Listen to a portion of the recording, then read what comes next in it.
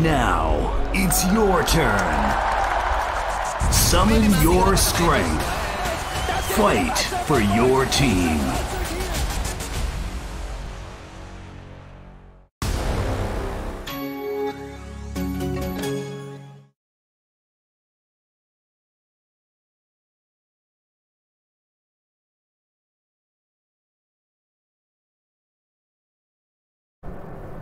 Welcome back, ladies and gentlemen. This is Olbert, also known as Siddharth Prashant, and joining me this beautiful evening, this is Tango, also known as Sri Ram Vishal. We are here for a game of PUBG, and as you can see, this is the fourth semi-final of the Acer Predator League 2019 of the Indian qualifiers, where we are going to decide, we are actually going to see who are going to be the last 4 teams who are going to join the 12 teams which had qualified over the period of time.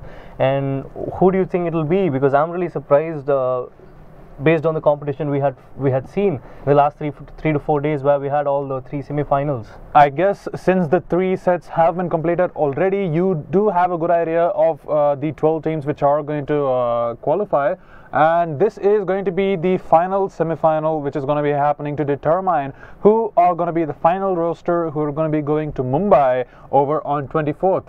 So that is one of those events which you have to look out for. So, you know, go ahead and like this page and also subscribe to the YouTube channel so you know when the event's going to be happening, when the next stream is going to be happening, and also hit the bell icon so you get notified wherever you are. I mean, not just because of that, but see, as you guys know, the Acer Predator League is not just about PUBG.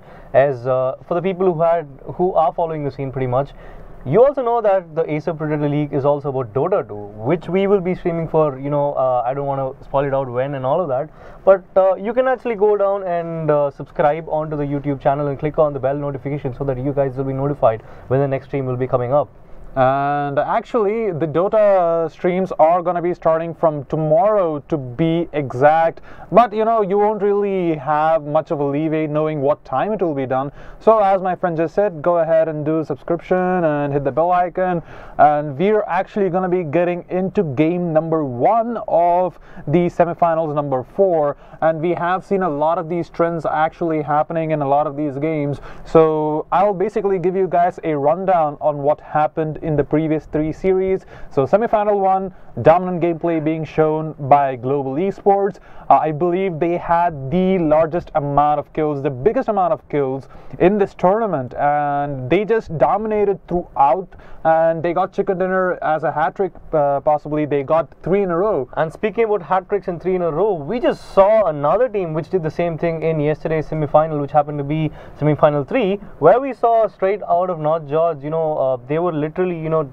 totally dominant, I would say, and a lot of other teams also doing something like that. And we will be seeing which of these teams are gonna you know, get all those chicken dinners in the 3 games which we will be bringing pretty soon, as we will be going right into the game in about some more time after a short commercial break. Now, it's your turn. Summon your strength. Fight for your team.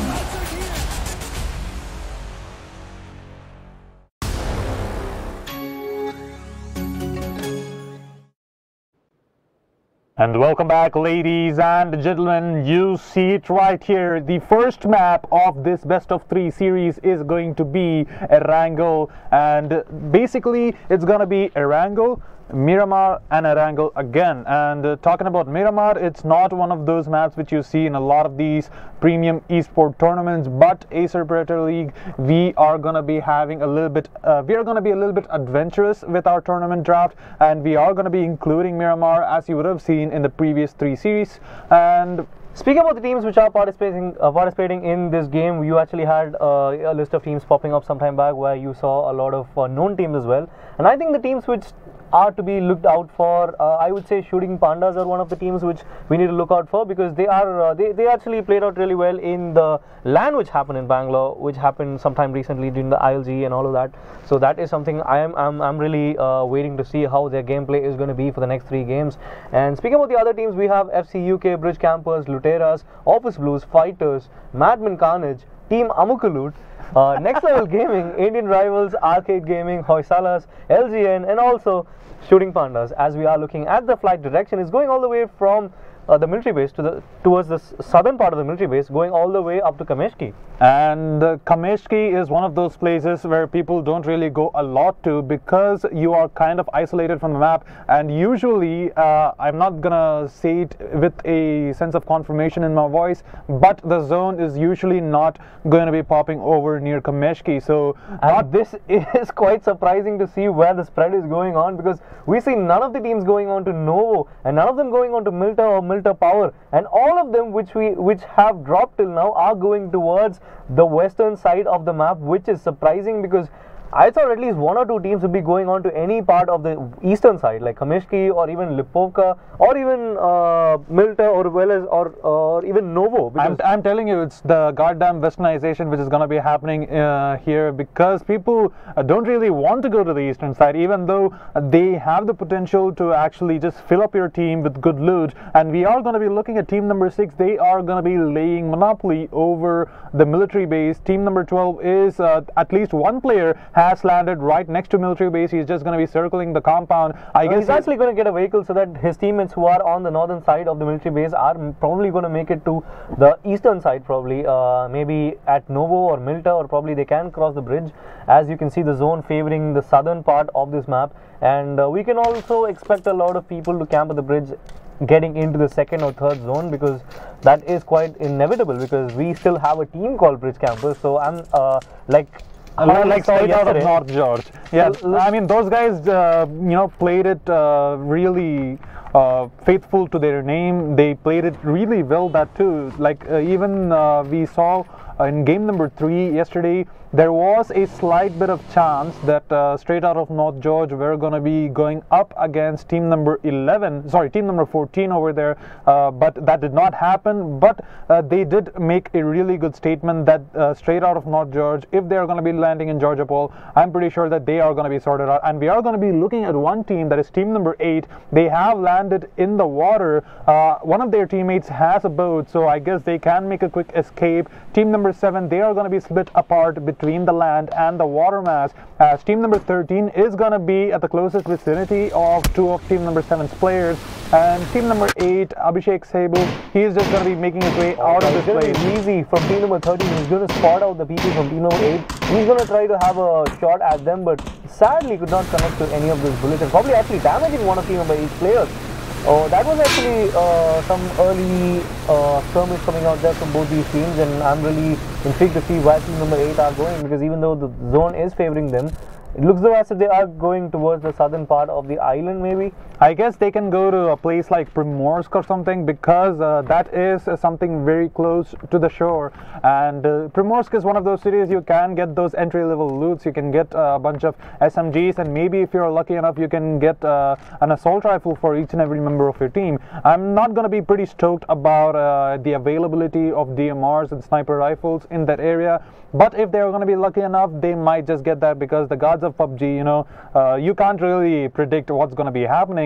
As meanwhile, we're going to be looking at team number 13. They're going to be laying waste to Ferry Pier, and the 2 people from team number 7, they have made their way the hell out of this place, because they know they cannot contest team number 13's earlier drop. And we are going to be looking at team number 7 actually making their way to Primorsk, and team number 8 is actually going to be going to Primorsk also. But since they are in the water, and if they do spot out a bunch of people on the city, they can maybe just beeline it over and make their way onto the northern side of the map, maybe land in Georgia Pole or something. No, they won't be landing on Georgia Pole as well, because looks as if there is another team out there. So it is gonna land team number 8 in a fix at the moment, because even if they are going to spot out team number 7 at Primorsk, they would have a better advantage, given that they pretty much know that there is a guy coming out there from there is a team coming out there from the board out there. A lot of noise being made from team number 8, but it looks as if they probably will be going on for a fight or something like that, because they landed towards the west.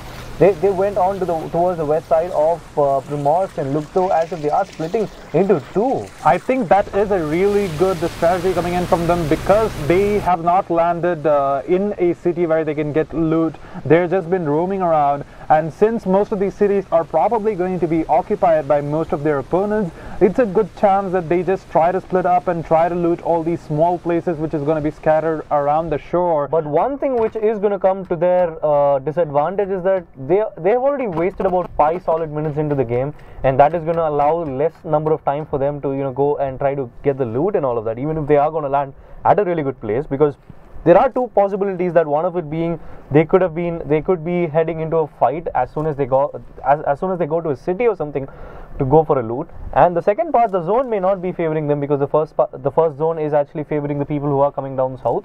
So even if they are probably going on to a place which is going to be close to the white zone, it's not really going to help them out, given that they have wasted a lot of time. And we are going to be looking at team number 17's players over in Georgiapol, and they seem to be having quite a decent amount of loot. We see Arpis right here, he has an AK, and we're also going to be looking at another player from team number 17, and meanwhile we're going to be looking at the drop, and that is going to be landing right north of Ferry Pier, right in the middle of nowhere, just a little bit adjacent the southern to part of Pochinki and Gadka, right in front of Ferry Pier, as well as the bridge. So I'm really surprised, because this is the first time we're having an MK14 to start the game with, and also with a 4x and level 3 suited up.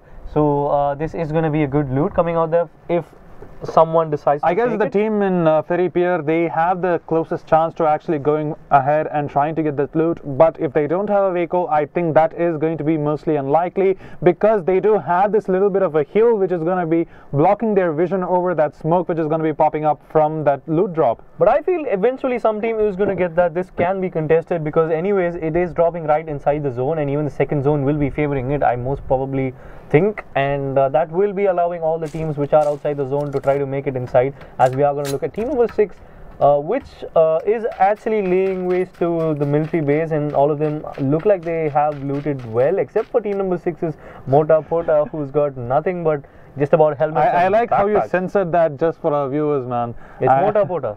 Yeah, okay, Mota Pota. That's Hindi, bro. Okay, You don't get that. if that was a Tamil word, that would have been kind of, it would have been pretty fun. But we are going to be looking at team number 6, even though they are laying waste to military base, they are still going to be in the zone, and they also have the southern island for themselves. By the way, I'm saying it island because all of you guys over the chat, all of you beautiful people, you just, schooled me on geography, and we are going to be looking at team number 14 over here in Pochinki. We see Vetan right here with a okay, that's not a UMP, I think he has a Beryl and an AKM, so that looks to be really good. Okay, this is actually Yasnaya. I guess I'm not pretty good with these cities right now. I thought that was going to be Pochinki because the walls over there kind of look like that, but we are going to be looking at Vetan. His team look to be pretty sorted out right now. We see all the level 2 gear and even the level 3 backpack coming in from him. So he screw all those backpacks, because look at them, they have at least about 20 bandages, which each and every one of them having 20, 30 and 35 each.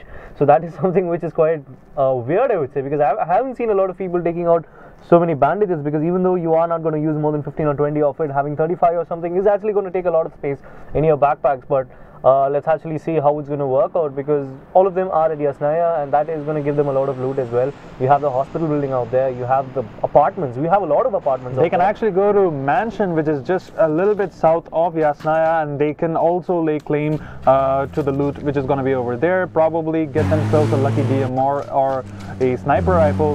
Meanwhile, we're going to be looking at team number 5's players. They're just going to be scattered around the map, not really laying waste to any particular city. They're just going to be looting all these outposts. Yeah, they're actually at the outskirts of Yasnaya, so there can be every chance of them going into the city, probably trying to get all the loot. It looks though as if they are not going, however, towards that way. And that is a really good decision, because you have to assume that whenever you're spotting a city, you have to assume that there is going to be a team over there trying to make your life miserable. And team number 5, it seems like they have that really good insight, so they're just going to be looting all these scattered around compounds, and that is probably going to be giving them enough SMGs at least to put up a really good fight, and maybe if they make use of their smokes, flashes and grenades, they probably have a fighting chance in this game. And probably I don't think they have the enough smokes and nades to use it to their advantage, because all they have been looting till now were shacks and little buildings out there. So I don't really think that they will be very well in terms of the utilities and all that, while we are going back to team number 12, who are at Milter, the battle coming out there from one of their players.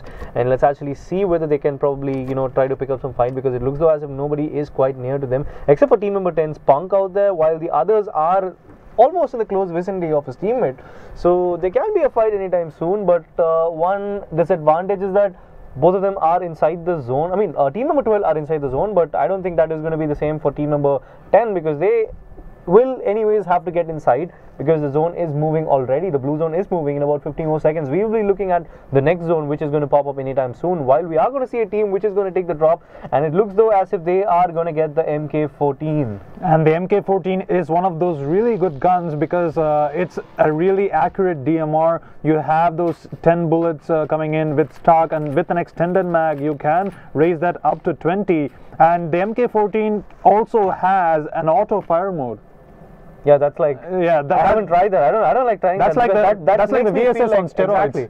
Exactly. That makes me feel like I'm handling something like a VSS, but the only thing is that the bullets are the 7.62s. And that is one of those really good strategies, because the MK14 it will have a lot of recoil if you're gonna be putting it on auto fire, but if you do go prone, I have heard legends that it is as accurate as a laser. And we are going to be looking at team number 14, Vetan's team. They're actually going to be making their way inside of the white zone, and they have to be careful, because team number 5 is right close to them. They are just going to be a little bit left side of the ridge, and it looks like Death Vision has actually spotted them out, but sadly he only has a Tommy gun, so that's not going to be doing a lot in this long range fight. I mean, not just that, probably he is quite indecisive, because he spotted about 3 or 4 vehicles out there, and he has no clue which one to shoot. And I think with the Tommy gun, like you just said, it's not going to be pretty easy for him to get those shots right on target, and let's see whether he is going to find it out. He's trying to iron sight it on to Vuitton, and let's see whether he can actually take the shot, because his teammates are right next to him. He has given some useful information to his teammates that team number 14's players are right towards that corner. And let's look at Vuitton, whether we can actually spot them out, because they literally have no clue that team number 5 are lurking behind, and they are looking at the northern part of wherever they are. And it looks though as if Indrajit with his 8x also you know, primed up on his Mini 14 is going to help him out.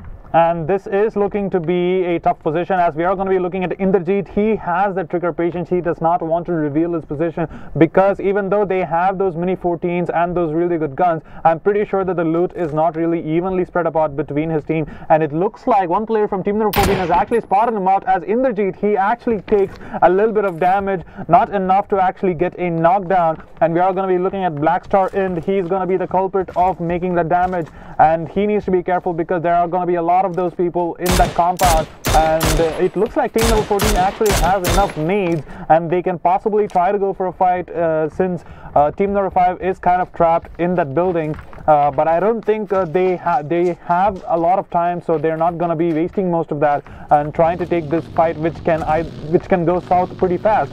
So I guess that I feel the fight, if they are planning to take it, it's going to go into team number 14's favor, because if you're going to look at the loot coming out there from team number 5, except for one person, everyone's just got about shotguns or Tommy guns and all of that, which is quite sad. Even if they are trying to take a fight or something like that, that is quite a good play coming out there from team number 14, not to take a fight and probably going inside the white zone. And I think that is going to allow team number 5 to look for a vehicle, because that is something they need to do it right away. The second zone is actually going to do a lot, somewhat a decent amount of damage for them, because given that they are not and looks though as if Gunblade is actually waiting out. He's actually waiting to see if team number 5's players are going to come out, and looks though as if he is going to spot out a couple of guys at least. And let's see how it's going to pan out for him. He's got an SKS as well as an M4 coming out there, while it's going to be Indrajit who's going to take down his teammate because of the reckless driving coming out there, and that is going to allow them some time for them to go for the revive and all of that, which is going to allow team number 14 to be on the driver's seat at the moment, as they pretty much know that team number 5 haven't made it past the white zone yet, and that is going to be taken care there by Gunblade, who is right out there trying to spot out and try to take out whatever is remaining of team number 5, even though they have that UAV finally. Let's see whether they are going to make it without getting damaged, and looks though as if Gunblade has given a couple of shots out there, making team number 5 being a little bit unsettled out there and also getting taken damage from the blue zone. And this is a really intelligent play coming in from team number 14. Just having one of their players stay behind and just shoot them out will be distracting team number 5's players, and we are going to be looking at Gunblade. He is going to be dealing a decent amount of damage, and actually Black Star from his team, who actually split apart from him, he's going to be getting the first death, and that is going to be Death Vision actually going down. So one player is already going to be going down for team number 5. They just abandoned him. They could not really go back and take that fight, as we are going to be looking at Mowgli coming in from team number 16. He's going to be getting the knockdown onto Indrajit, and team number 5, they are going to be trapped between a rock and a hard place, as they are going to be shot upon by team number 16 and team number 14. And this is looking to be quite a hard situation. We are going to be looking at Mowgli. He's just going to be pre-firing at most of these windows, and they seem to have a really good position from school. School is a really large building, so you can't really storm that without taking a lot of damage. And not just that, you can't even spot the people who are at school, because that's a huge building and it's going to take a lot of time for you to go and try to spot your teammates. But it looks though as if there are only 2 people from team number 16 at the moment, while the other 2 are kind of disconnected or something like that. Oh, they finally managed to get themselves into the game, and it looks though as if there is a fight which is going to get imminent right now. Team number 5 as well as team number 16 right opposite to each other trying to fight it out, and we actually see team number 16's Let's Kick Asses spotting about a couple of guys from team number 5, so that is going to give them good information that there are people out there. So should they go for a flank or something like that, that could go towards their way, because as you know, team number 5 don't have much of good loot except for a couple of AKs as well as a mini 14. So I don't think that is really going to help them out if they want to go and try to take this fight. And all they can do right now is probably loot out apartments, because none of them have been there in this game yet. So they can probably go and try to salvage some loot, which they can use it in the later stages of the game, as we see team number 16 making their way onto the other building on school. So I guess they are trying to go and try to spot them out from the second floor or something like that. I guess since they did change their position, team number 5, who by the way were getting shot from the main building from school, they're not going to be expecting this. They would have probably thought that they were in the main building, but we are going to be looking at Anonymous coming in from team number 16. He's going to be dealing a shit ton of damage onto Indrajit right there. So he's really taken a lot of damage. The 8x coming in from him, not really helping him out a lot, since his teammates are not really giving him cover, not really doing the distraction game coming in. And we're going to be looking at him just trying to scour as much loot as they can, as we are going to be looking at Indrajit. He is going to be getting his way out of the building, and he's going to get spotted out by Anonymous, and that is going to force him back into the building. So this looks to be team number 5 getting trapped by Anonymous coming in. And speaking about getting trapped, we look at team number 12, who the one person from team number 12 along with his teammates coming out there with a couple of vehicles behind. They are unhinged by team number 6 out there. Probably they are not going to take a fight or something like that, because they pretty much know that they are quite out in the open, and if they are going to turn back and try to go and run over him, that is not going to help them out, as we are going to see team number 12 stopping out there, and looks like they are going to go and try to take the fight onto team number 6, while we are switching back to team number 5 and 16. And team number 16 is going to take, and it's going to be Anonymous from team number 5 who's going to go down courtesy of Let's Kick Asses from team number 16, and Mota Pota is going to get spotted out by team number 12. He's going to take a lot of damage out there. The mini 14 is not really going to help him out, as he is going for the healing right now, and let's see how it's going to work out for them, as Betsy from team number 6 has spotted a couple of guys, and he is trying to get that one guy who is right behind the smoke, while we see Sidex trying to spam it out as well. So all of them playing it out at the same way, trying to spam out the people from the smoke, and it looks like he's going to spot one more guy, but he's not doing that much damage. However, he's going to take him down with that last bullet coming out there, and it looks though as if there is going to be another kill coming in favor of team number 6. So this is going their way. 3 people alive from team number 12. Let's see whether they can actually wipe them out at the moment, given that a couple of them are quite low on health, and looks as if one of them out of those 2 people have healed up. So which is going to leave team number 12 just with one person who is kind of low, and that happens to be Vets Gaming YT. While we are going to see Speedy with the flank, and it's going to be Prajwal from team number 13 taking out team number 7's Afnan AR, and and the nade coming out there from Neo Double F is going to take down 2 people from team number 14, while we are looking back at team number 6 as they are trying to spam out the vehicle from team number 12, and they are going to escape and they are going to save themselves for now, as we are going to see the next zone probably popping out in about 30 more seconds. And I'm really intrigued to see where this is going, while we are switching back to Pochinki, as in the background we see team number 17 taking out 3 people from team number 12, and that is, I think, that is that the end of team number 12? No, I guess there is one more person from team number 12. He's not yet made his way near the Pochinki farm, and that is a really good thing because he does not have a vehicle. He's just moving on foot, so he's not likely gonna get spotted out by team number 17's players. And since he is the last person alive in his team, he has a lot of this pressure to actually stay longer into the game, and he will not be able to take a lot of these fights because of the numbers disadvantage. So things are not looking really well for him. And team number 12, even though they seem to be in the zone right now, he has to be careful because he is running straight towards team number 10's players, and team number 10, they do have those vehicles and they also have all of their players alive, so that is also going to be that numbers advantage going to be working against Wade's Gaming. That is the last player from team number 12, and we are actually going to see the zone favoring Pochinki. And the last time we saw a zone favoring Pochinki, that was actually the last zone of the game, of yesterday's third game in our BO3, where we saw the winning team, straight out of North George, winning it for the third time. And can we actually see some kind of zone coming out like how we saw yesterday? Probably the last zone coming out inside Pochinki city, and we actually see all the teams converging into the white zone. None of them are going to take a lot of damage from the blue zone this time around. So I'm really intrigued to see how it's going to pan out, because team number 17 as well as team number 13 are going to pick up a fight anytime soon right now, as Wheezy has spotted a couple of guys from team number 17 who are at the building, and one of them being Immortal Zera Bird. Team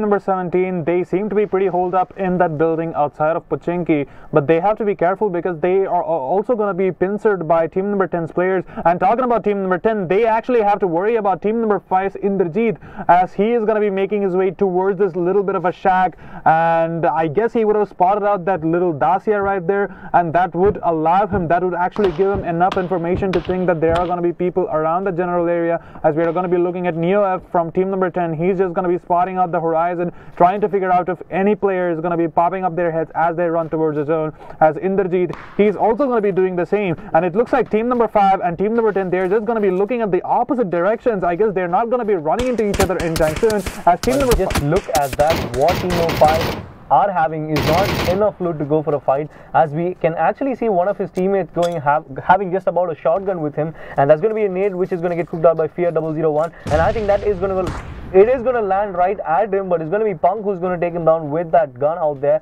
While that's going to be one person down for team number 5, and it's all up to Indrajit to try to revive his teammate and probably take a fight at the moment. But I don't think Indrajit is going to be doing that. Look at him, he's already made his way all the way inside of the white zone, all the way over the hill. So he is going to be just abandoning his teammate. Mind you, all he has is one UMP with a lot of bullets. But on the other hand, he's got a Mini 14 with an 8X with just 19 bullets. So that is something which is quite sad if he wants to go for the fights at the moment. But I don't think that is something which he will be going for, because he's one man down. He's going to be the last person alive. But no, that is going to be Neo FF who's going to take him down. What a game coming out there from team number 10. That's actually the second time they are doing something really dominant. The last time being taking out a couple of guys by a nade. But unfortunately, they weren't able to get the kill. But this is the first team which is going to go down. That happens to be team number 5. We are with 10 teams and 35 people alive. And let's see where the next zone is going to go on. It looks like it's still favoring Pochinki. And in about 1 more minute, we are going to see the blue zone, which is going to close in onto team number 17's location, because they are at a really good place at the moment. They can be they can actually have a look at all the sides at the moment, because the zone is quite a little small compared to the previous one. So that is going to give them a lot of verticality, given that that building is going to give them a couple of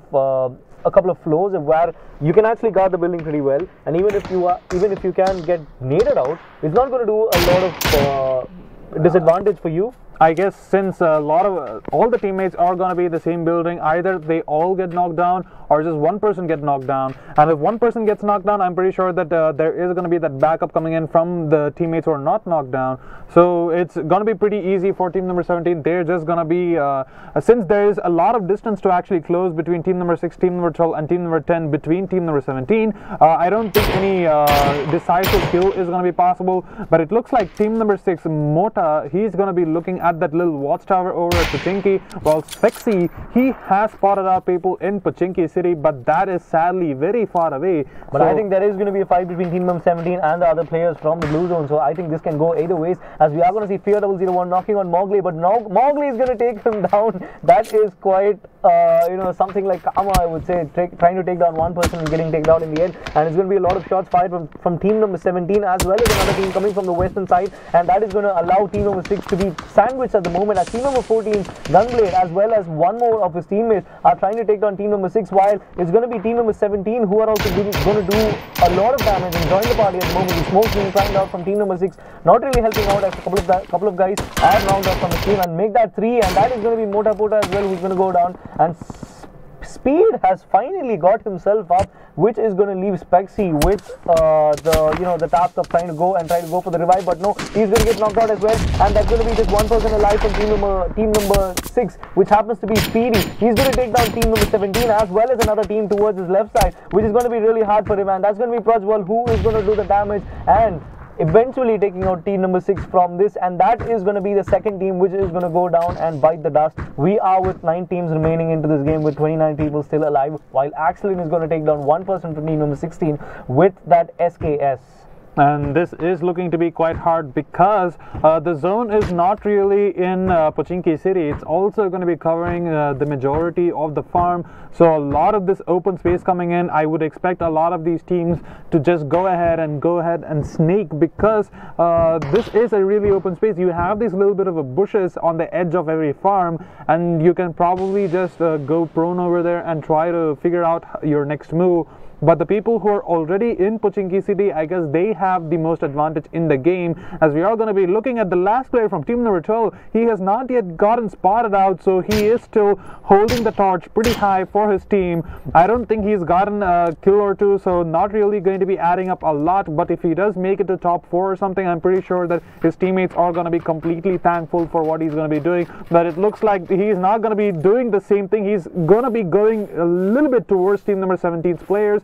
And if he does get spotted out, that is going to be the end of team number 12's run in this first game. He only has a UMP, and I don't know, he has a Biddle also, so this is looking to be pretty hard for him. And we're going to be looking at Accident right there. He spots out a bunch of these people from team number 16, and with that SKS, he tries to do the damage, but sadly, not a lot of these shots are going to be connecting. Excellent, he needs to be careful, because between team number 16 and himself is going to be the last player from team number 12. And I think that is not really going to do much of a damage for team number 17, because they're all 4 people ganged up at the same place.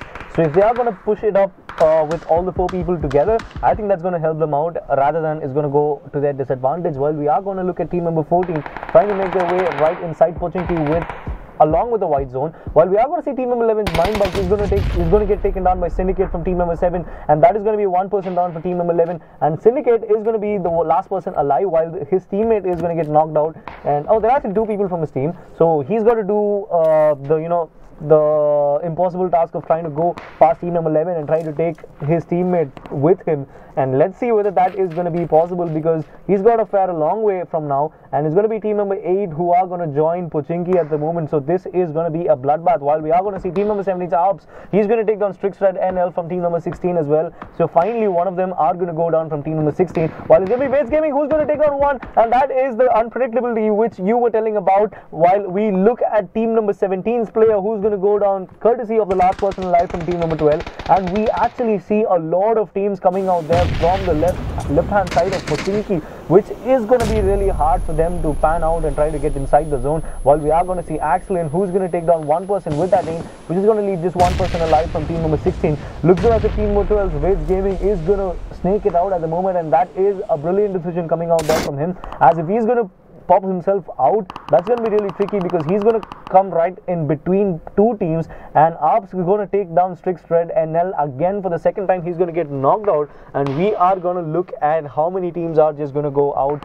anytime soon, because in about 20 more seconds we're going to see the next zone. And this is the unpredictability I was telling you about, because I really don't know where this is going to go on. While we are going to see the last person from team number 12 going down, and that is going to be the end of team number 12, and it's going to be team number 16 as well who are going to go down. That's going to be 2 teams which which are going down, while Axelin is going to go down due to the blue zone. And let's see whether he can get his team in front. And look though as if they are being spotted by Neo FF from team number 10, and the new zone is going to come and be at the favor of team number 10 as well as team number 7, and that's actually going to come right at the edge of Pochinki, which means we have a lot of building cover, and on the other hand we have a lot of open spaces as well. And there is that little bit of a canal right there at the edge of Pochinki which you can use, and we have seen a lot of these players actually make the best use of that, as we are going to be looking at team number 7's player. The last two players, one of the players is actually going to be in that sewers, as we are going to be looking at Hydra. He's going to be able to spot out Syndicate coming in from team number 7. He deals a little bit of damage but just not enough. We're going to be looking at the nade getting cooked right there, if that actually lands right on his head, but yes it does, and that is going to be Syndicate actually getting knocked down. What a really good nade coming in from Hydra Gaming, as we are going to be looking at him actually spotting out two more players coming in from team number 8.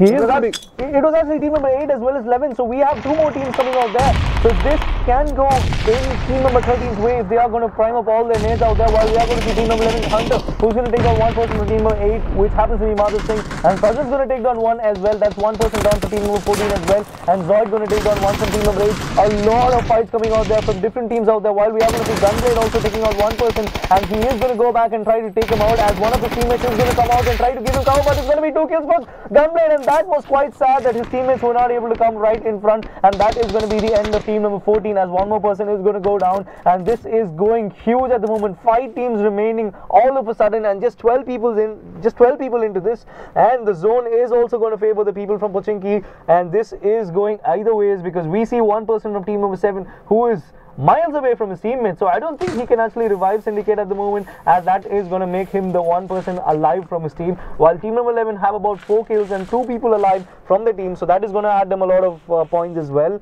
And let's see how it's going to help him out. I don't understand why he is snaking out at an open area like this, even though there are a lot of cover in terms of the buildings and all of that.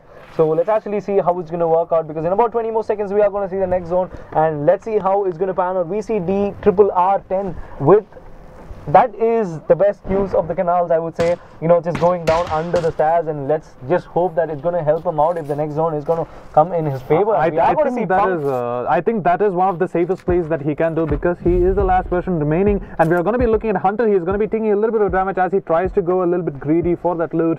Team number 13, they seem to be at the best position right now, because they do have that numbers advantage. Team number 10 also have the numbers advantage, but they are going to be in the closest vicinity of team number 11. But that's going to be one more person from team number 17 who's going to go down, which is going to leave up as the last person alive for team number 17.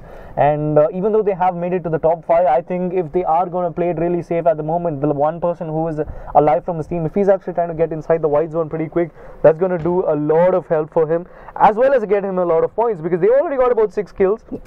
And this is looking to be really hard right now, as we are going to be looking at Convict and Punk. They're going to be priming up most of these smokes so they can make their way inside of the zone. Neof is also going to be doing that, and they need to be careful, because the last player coming in from team number 17, Arpis, he's going to get fired upon by Neof, and he's going to be his teammates who are going to come to the rescue, and it looks as if they are going to gang him up, and let's see whether he can get any knockout or 2, but that's going to be Punk who is going to save the day for team number 10, and that is going to be one more team going down the drain, and we are going to look at Punk making his way towards the canals, and let's see whether they can spot out team number 7's DRR, and that is going to be really tricky, because we are left with 4 teams and 9 people alive, and most of them being from team number 13 as well as team number 10, but that's going to be one person down who is going to go down, and that happens to be Prajwal, while Amit as well as his teammate are going to try to come and revive his teammate with the smokes being thrown out there. They can use that to their advantage, but look to us, Prajwal is going to get revived through the smoke, and let's see whether team number 11 can make a play happen at the moment. And it looks though as if Hydra Gaming is going to get a little bit of damage from that zone out there,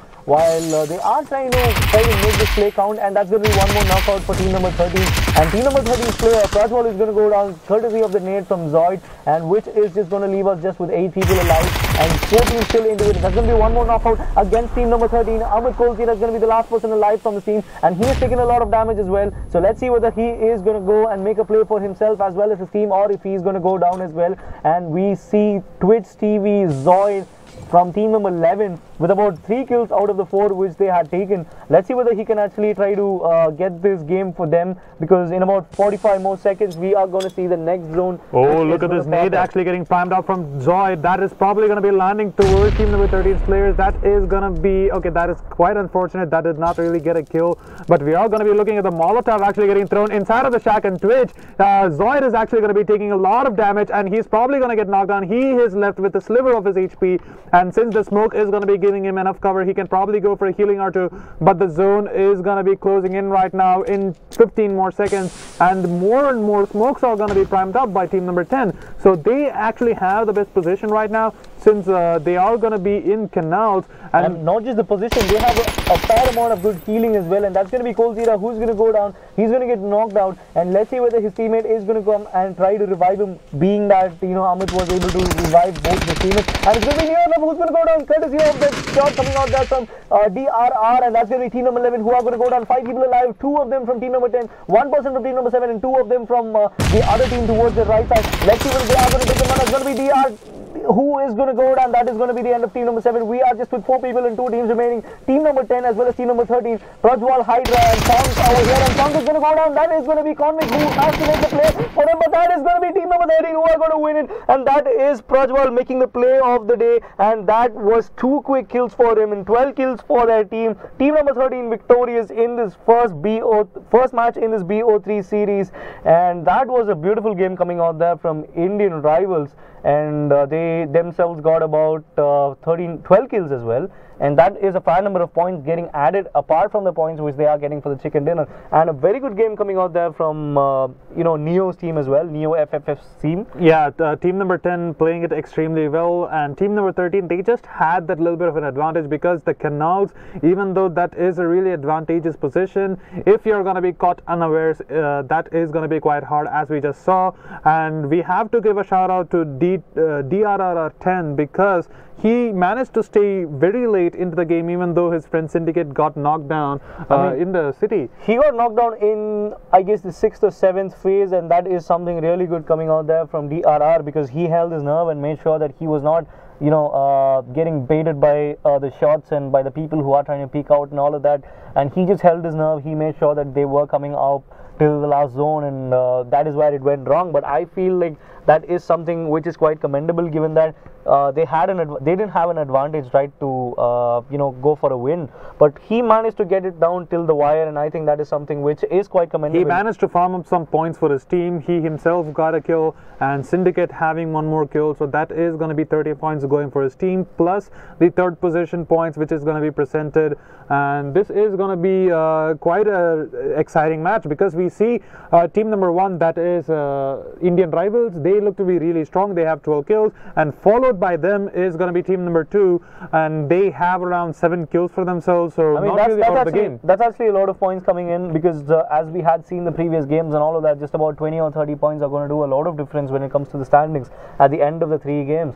So I think that is something which is going to go pretty well for all these teams, and I feel a lot of teams did not play it out really well, and I think this is about Miramar, which is going to come up next, and I think I'm going to see a lot of different strategies coming out there from the teams, and I think the team which won have some new set of strategies coming into Miramar, because the teams which were left with just 1 person alive, they were trying to just snake it out and try to, you know, wait till the end, make sure that their players are going to get counted, and I think that is going to be really hard. That is not going to be working in Miramar, because you do not have a lot of these grasses, and you basically don't have a lot of these hiding spots also. So unless you land in a city or something, I'm pretty sure that if you're going to be caught out in the open, I'm pretty sure you are going to go down if you're going to get spotted out by people with good scopes. And Miramar is not one of those maps where you don't get loot at all. You get a lot of these loot. You get an M16 pretty common, and an SKS paired up with a 4X. I think that is going to be done. You get the point. That's going to be like a lot of loot coming into you wherever you land. So it's not about you know, when you're going to die a little bit early into the game. It's not about whether you have some loot or not. not, because I'm pretty sure you will be getting it anywhere in Miramar. So that's not something which is going to go down pretty well for all of the people who are playing it right now. So I guess it's about time until we start the next game, and they will be going and working on new strategies, because that is something they need to work on, because a lot of points are going down the drain if you are not going for the kills as well, because 15 points is actually a huge number when you are looking at the BO3s. And you know what? We are going to be having the stats ready right now, so let's roll it out and see who is going to be in the power rankings, and let's go. Okay, it seems as though the stats are kind of getting ready, so this is going to be kind of hard, and this is looking to be quite hard for Indian rivals, because they have got a really good decisive I mean, they've points.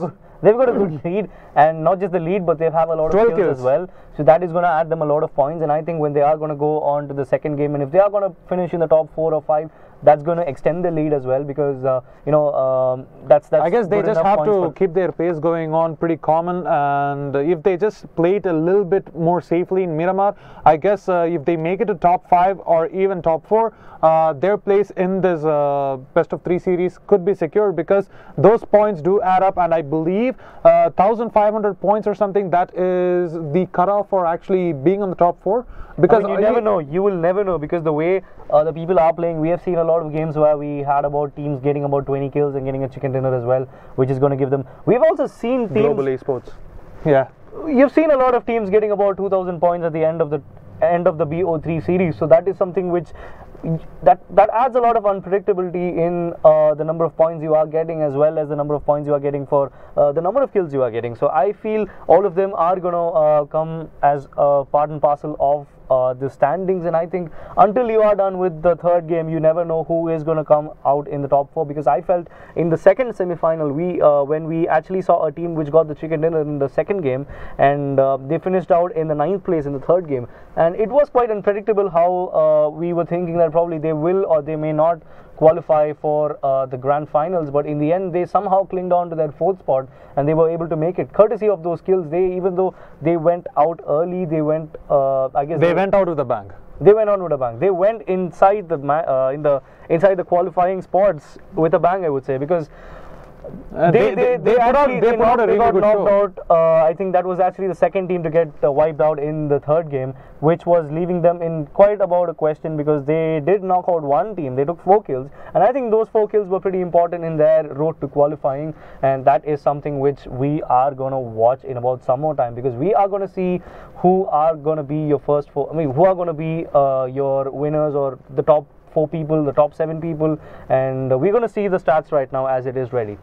And we see it right here. Indian rivals who got the chicken dinner in this game are going to be leading with 680 points, followed closely by Madman Carnage, who have 515 points. That is Neox's team, and Luteras coming in having 375 points. I believe that is team number 7. That was actually Syndicate's team, and we are going to be looking at the 4th place. That is going to be team Amukulut, and they are going to be having 355 points. I guess the reason why team Amukulut and team Looters have that little very small gap between their scores is because the ones who finished in the 4th place, they got a significant more amount of kills than. I mean, not just that, but when we are going to look at the team which are going to finish on the 5th spot at the first game, that's going to be Shooting Pandas with about 340 points. So that's not much of a difference between the 3rd and the 5th team. So that is something which is what I was telling you about, when all the points are going to get calculated, and all the points which you are getting for the kills are going to matter when it comes to the standings, because all of these teams, I think up to Next Level Gaming and Bridge Campers, it's quite.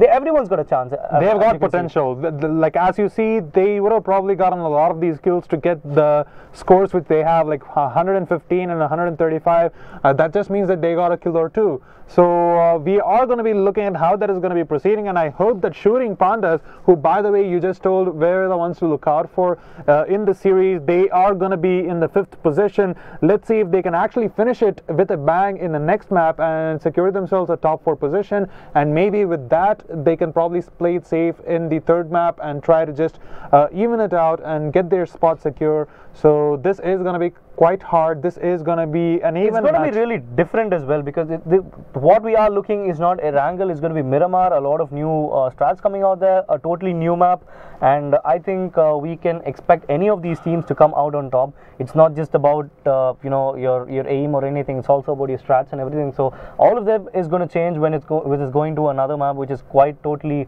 different compared to Erangel, both in terms of geography as well as the loot and all of that. The verticality coming in from Miramar also. If you land in a place like Los Leones, I'm pretty sure that you're going to be sorted out if you have a DMR or a sniper rifle with a good scope, because Miramar, even though it is a really huge map, if you do manage to get yourself in one of those 3-story buildings or even the construction site in Miramar, I'm pretty sure that you will have a good amount of information coming in, if not getting a bunch of kills here and there. So let's actually look at how the game is going to be going after a short commercial break. So don't go anywhere, strap on your seatbelts and grab yourself some popcorn. Not popcorn, I keep saying that. You get the point. We will be back with the second game of this BO3 series, and that happens to be Miramar. So all you have to do is just get down to the comment section and let us know who is going to win and who do you think is going to end up getting the chicken dinner of the second game.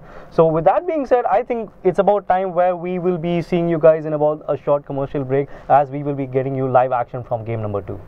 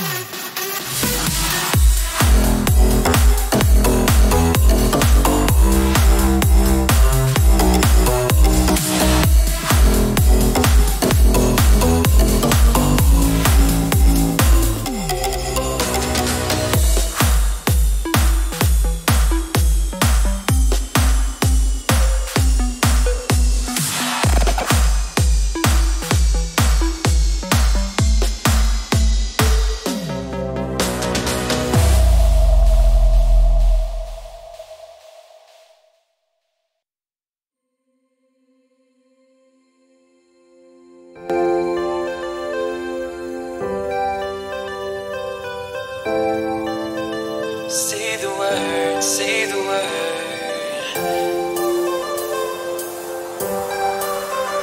Say the word, can rhyme. Say the word and we can ride round the earth and around the sun. Say the word and we can stay. Forget about that better place. And I know you're healing, 'cause I know the feeling. The streets stop breathing. I don't wanna let you.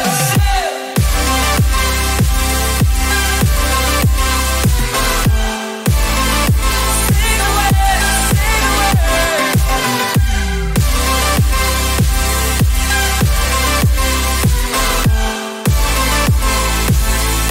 Say the word.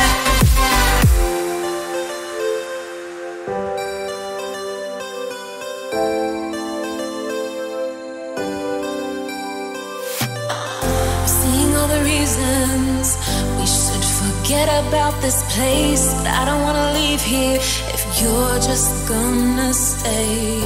Changing like the seasons, been wasting all this time. Should be like satellites cast beyond the sky.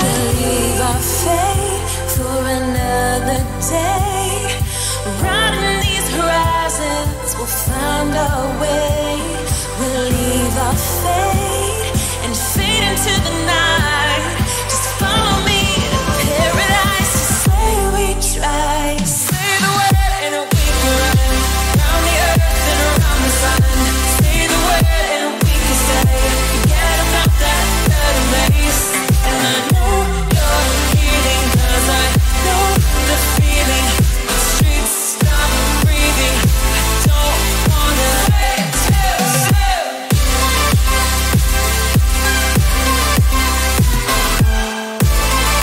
Say the word, say the word.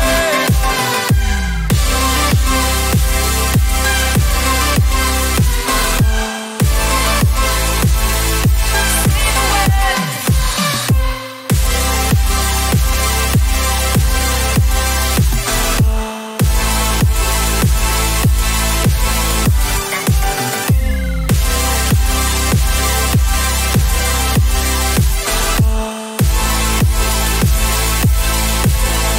Say the word and we can run round the earth and around the sun. Say the word and we can stay. Say the word.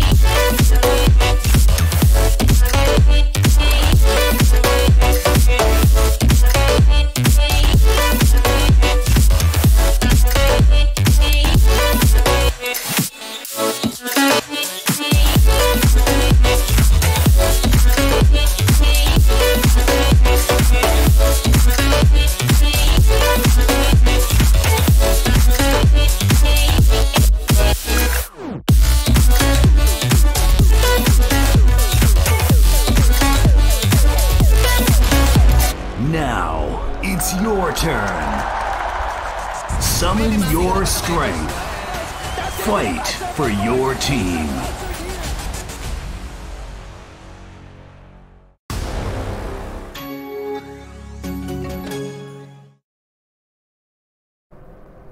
And welcome back, ladies and gentlemen. This is me, Tango, also known as Sriram Vishal. And this is Old Bat, also known as Siddharth Prashant, and we are going to be getting into game number 2 of this semi-finals 4, and this is going to be quite different from the previous game because the map is going to be Miramar, so you can expect a lot of carnage, you can expect a lot of road fights, a lot of drive-bys coming in because Miramar is such a map.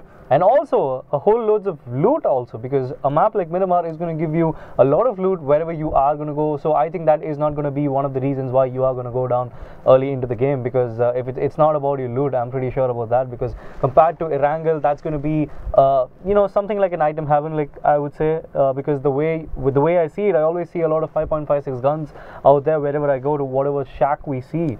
And since there is not a lot of trees to actually block your line of sight, this is going to be quite hard for teams who are probably used to playing it a little bit sneaky like, because you don't have a lot of these places to go prone to. And with that also comes the advantage that wherever a drop is going to be there, you will be able to spot out the smoke for the same reasons that the line of sight is going to be quite clear, and the verticality obviously which is going to be coming in with the map Miramar, it's going to be playing a significant role because you have a lot of these hills right there and a lot of these buildings also, which are probably going to be more than 3 stories in most of the major cities, and these are most of the places where you see a lot of these people trying to go for the hot drops, and hot dropping not possibly a thing which is going to happen in a professional match like this. Or maybe if you if you have actually finished in the top 4 or top 5, you can probably try doing that, because you know, it's always a different map and a different strategy will probably help you out. Because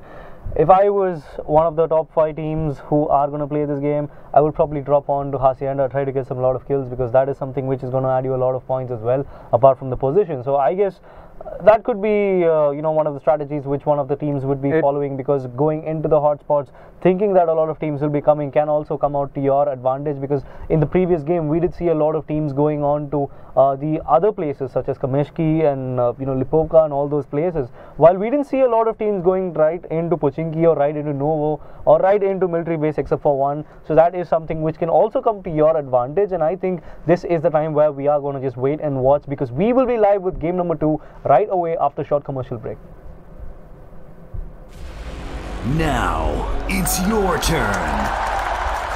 Summon your strength. Fight for your team.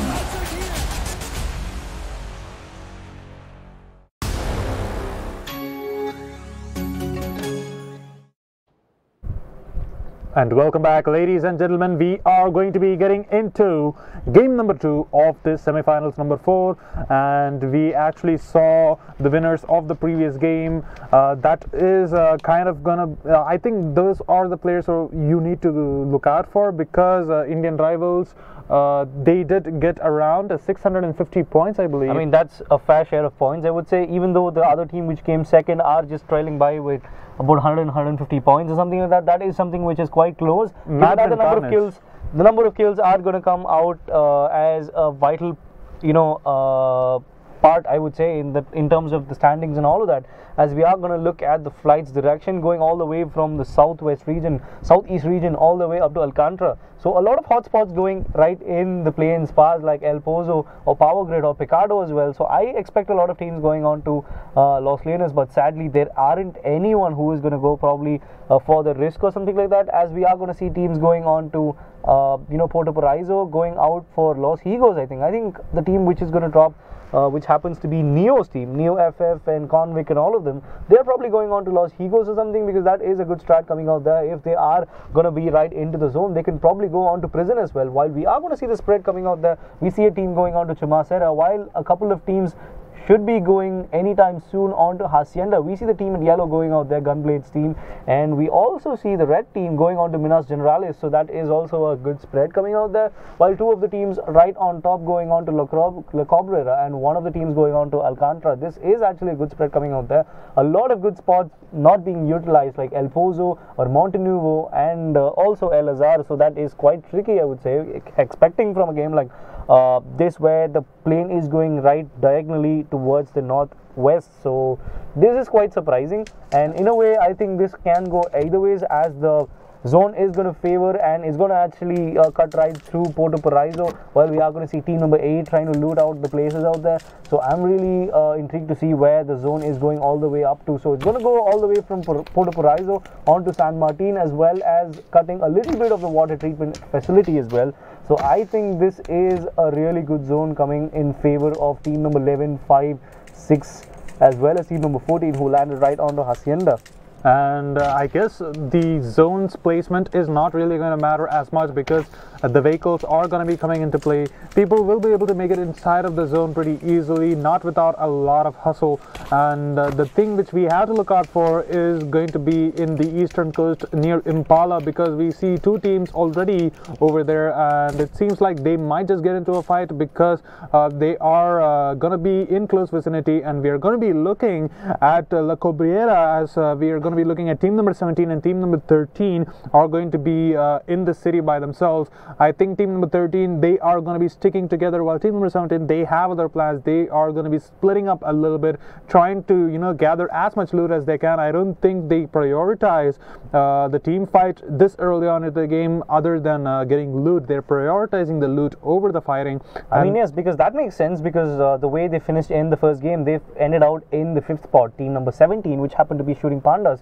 And I think that is a good strategy coming out there, thinking that they should be heading into the later game, and that should be the first priority, because team position number 5 is not that great of a position, even though they are close to the top 4, which means a lot of points coming out in this game will also give them a good advantage heading into the 3rd game. And I think that is what all the teams are trying to do. Probably even the first 2 teams will also try to do that, because they can have an easier 3rd game, so that they can have that little bit of a cushion, probably playing it out really safe or playing it out really aggressive, going for the kills or something like that. I think that is something which is apt, as we are going to look at team number 17 still not going to go for the fight, as they are trying to loot out as much as they can out here at La Cabrera, as we are going to see team number 8 at Puerto Paraiso with a Car 98 with a 2x on to Death Arrow 24. Let's actually see how it's going to pan out. We see Convict going down. He's going to go down out there, and looks so as if he just fell off somewhere. Well, team number 8, they are looking to be pretty much sorted out, because Puerto Paraiso is a large city. I'm pretty sure you can get shit tons of assault rifles for all of your people who are going to be in your team. And the only people who we have to be worried about, as I said, are the ones over at La Cabrera, as we are going to be looking at the winners of the previous match. This is sad. We see team number 10's player, one of them getting knocked out. Probably he just fell out of a vehicle or something like that, while we see Fear 001 from his team going on to revive him with a car out there at Los Higos. And that is quite surprising, because those were the guys who finished 2nd in the previous game. That's already one knockout for one of their teams, so that is quite sad, as they are making their way on to Prison as well. We see a couple of guys from their team going on to Prison, trying to get all those loot out there, and that will be going in their favor, because not just that the zone is not quite far away from them, they have their escape route in the form of their vehicles out there. So we see two people from team number 10 making their way onto Los Figos, looting whatever they can from there, while the other two are at the prison region, while they are getting all those level 3 suits, and that is actually a good split coming out there from team number 10. And we are going to be looking at team number 10. They do have a bunch of these DMRs coming up, and Niof actually has a Car 98K for himself. We saw here he had an SLR, so SLR is possibly one of my favorite DMRs because it does not have as much recoil as the SKS, even though it does not have a lot of those slots which you can fit all of these attachments into. But it looks though as if team number 11 and 7 are going to head into a fight, as 50 below is going to go make his way on to team number 11's players, while we are actually going to look at 50 below, who can spot out a couple of guys from team number 11. It's going to be Hunter as well as GZ Sata, who are making their way out there. So we can expect a fight anytime soon between both these guys, and it looks as if 50 below is going to spot out one person from team 11. He's just waiting to see if he can bring his teammates out there and probably pick up a fight between team number 11, because they realize that there aren't going to be a full squad out there. So this seems to be a split between team number 11, two of them staying at El Azhar. So I think this is a good play coming out there from team number 7, all of them surrounding one of the buildings out there where DZ Seta is actually stationed upon. So let's see how it's going to work out. All of them have the UMPs and all the SMGs out there. So Hunter is going to be the guy who is going to go at the other building, and it looks like as if they are going to go and take a fight at the moment, and I think it's about time where we are going to see the first blood being drawn between both these teams. And we're going to be looking at Syndicate. He is going to be at the forefront of the situation. He has a UMP with an extended mag. And Hunter, he is... Oh, he's just got one gun, and that happens to be an... And he's not even holding the gun. He's going to be holding the pistol instead. Since he has a shotgun, I presume he's going to be preferring the pistol over that, which is a really good idea because you don't have a lot of these reset time between those shots which you can fire in the shotgun. Instead, a pistol is going to be proving to be a little bit better. As we're going to be looking at Hunter, he's going to be getting the knockdown on the 50 below, and he actually managed to get that kill. So that is going to be one player going down for both these sides. Importantly, it's not just going to be the one player down.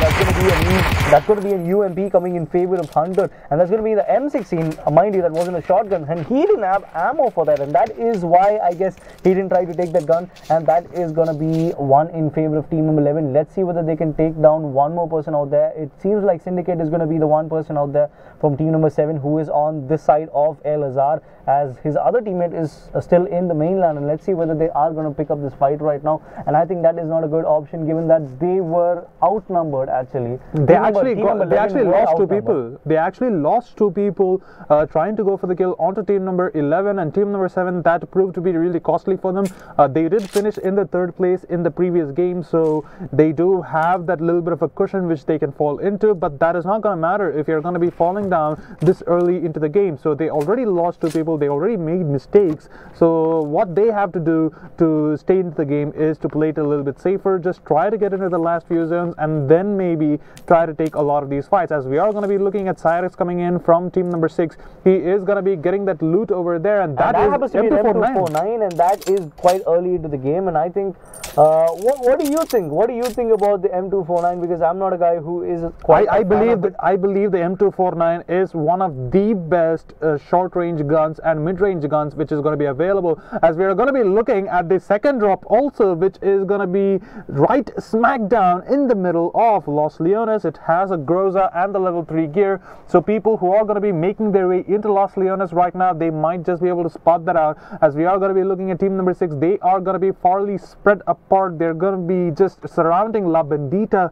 so they have that little bit of a cushion. They do have those really huge mountains which is going to be providing them a lot of these cover coming in, especially from team number 5 who are going to be in Impala. So if they do have long scopes, I'm pretty sure that they will not be able to spot out the people from team number 6.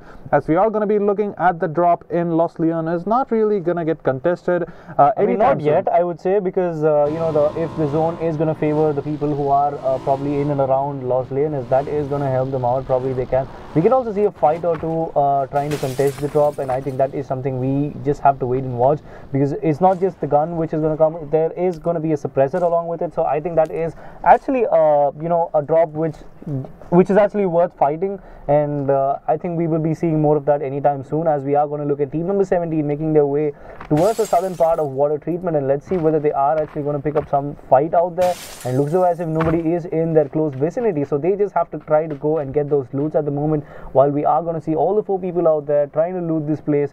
And I don't think they will be getting much of that, while we are going to look at the other players. I think they have enough already. I think they have enough already, because we did see one player from team number 11. He had a Mini 14 and he just spotted out a 3x for himself.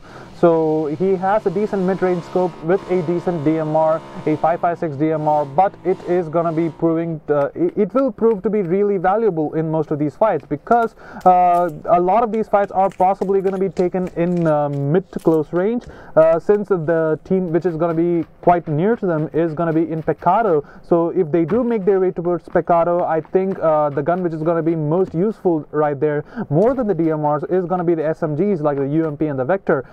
As we are going to be looking at team number 7 and team number 11, the two teams which actually tried to take a fight, and team number 7 actually lost 2 of their people to team number 11's players.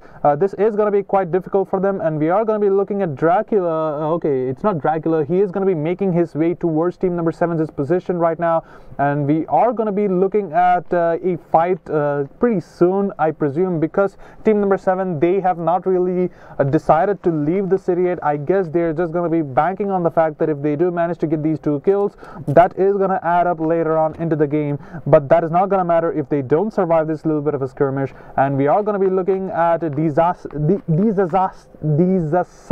He has an M4 for himself, and he also has a Mini 14. I don't think he is going to be having any trouble right now. He also has a level 2 vest and all the level 2 gear paired up with that level 3 backpack. So I don't think he needs to find anything more. I guess he just needs to find a positional advantage as of now. So he looks as if DR from team number 7 has that positional advantage, because he can spot out the people coming out there from the other team which we just saw. And I think that is something really great. But we are going to see Prajwal from team number 13, who is right on top of both people out there from team number 12. This is going to be really tricky if he's not going to spot out the other people as well. He seems to be the only person out there. This is quite hilarious to see, and let's see whether team number 12 can actually spot this person out there right on top of him, as we actually see Prajwal trying to spot out all the people. All he has is just about 40 bullets for his M4, and I think that is quite not enough, and he does not have a secondary weapon as well, which is not going to add to his advantage. And let's see whether he can actually take a kill or 2, so that he can salvage some kind of ammo, something like that, so that he can go ahead with the later stages of the game, as he is going to spot out Hydra Gaming YT. And I think FT is going to spot him down, and that's going to be 1 kill for him. That's going to be 2 actually. And what again coming out there from Prajwal, all the ammo he had was aptly managed, and he was able to get 2 knockouts for his team. Looks as if he is going to get more ammo at the moment, and he can actually take a fight on to team number 12 at the moment. And he actually is going to spot out 1 more person, and that is going to be team number 13 helping him out, and that is going to be 2 kills for Prajwal out there. What a play coming out there from team number 13, which is going to leave team number 12 into a back foot at the moment. Just 1 person into team number 12 right now who is still alive, and let's see whether this is actually going to help them out, as Prajwal is making his way out there. And all of a sudden, this has been something like a role reversal. We just saw Prajwal doing that some time back, and now it's just up to 1 person from team number 12 who is going to do that, as it's going to be Silver Fox, who happens to go down as well, leaving 1 person alive, which happens to be Zonic Forever. And let's see whether he can actually survive this, because Prajwal is just about inches away from him, and if he's going to spot him and take him down, that's going to be 4 kills for his team, and 4 valuable kills, and that is going to give them valuable 60 points, and that is going to be the case. And that's going to be Hydra Gaming YT, which is going to do the death blow on to Zonic Forever, and that is going to be team number 12, which are going to get eliminated from that.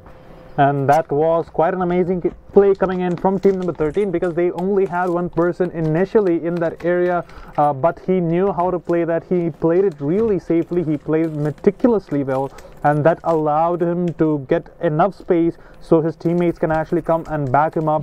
As we are going to be looking at Prajwal and his team, they also have these vehicles and 1 bike for themselves, so they are pretty much sorted out. They will have enough boost from the loot which they just managed to get since they wiped out team number 12. So they will be sorted out for now. They just have to make their way inside of the zone because they are quite the furthest team away from the white zone, and the zone is already almost half done. And we are going to be looking at Amit Kolzara and his friends. They are going to be making their way towards the vehicles, and I guess they will be on towards the white zone. And this is looking to be team number 13. They look really strong. They have 4 kills as of now in their bag, and that is going to be around 60 points, I believe.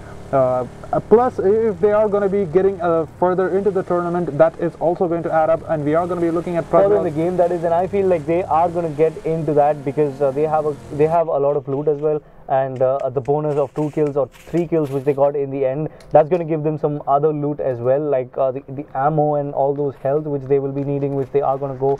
And looks though as if team number 6 is Moda is going to spot out one person from team number 17. It's actually the car which is going to go through, and that is actually going to give them some information that team number 17 are making their way towards the other side. And looks though as if he has spotted another one as well. Let's see whether they are going to take the shot, and I think that is not quite advisable given that all of them have their 6x and 8x scopes onto their DMRs and sniper rifles. But if they are going to take that shot, it's going to be a pretty easy fight for the other team which were speeding away to come and take that fight, because I think they are in a really good situation at the moment. Even though they have some really good guns and all of that, it's going to be really hard for them to go against the vehicle because they're not really having a lot of cover. So just one roadkill or something like that could end their hopes of getting into the top 4 or something like that. And we are looking at team number 6. By the way, one of their players had an M249 and another has an AUG, so I guess they lay claim to 2 of the loot boxes. And we are going to be looking at Cyrex. He is going to be spotting out a bunch of these team number 17 players, as we are going to be looking at team number 14. They're going to be getting the knockdown onto Prajwal, and Prajwal is going to go down. So team number 13, they were looking to be really strong, as they did manage to wipe out one of the teams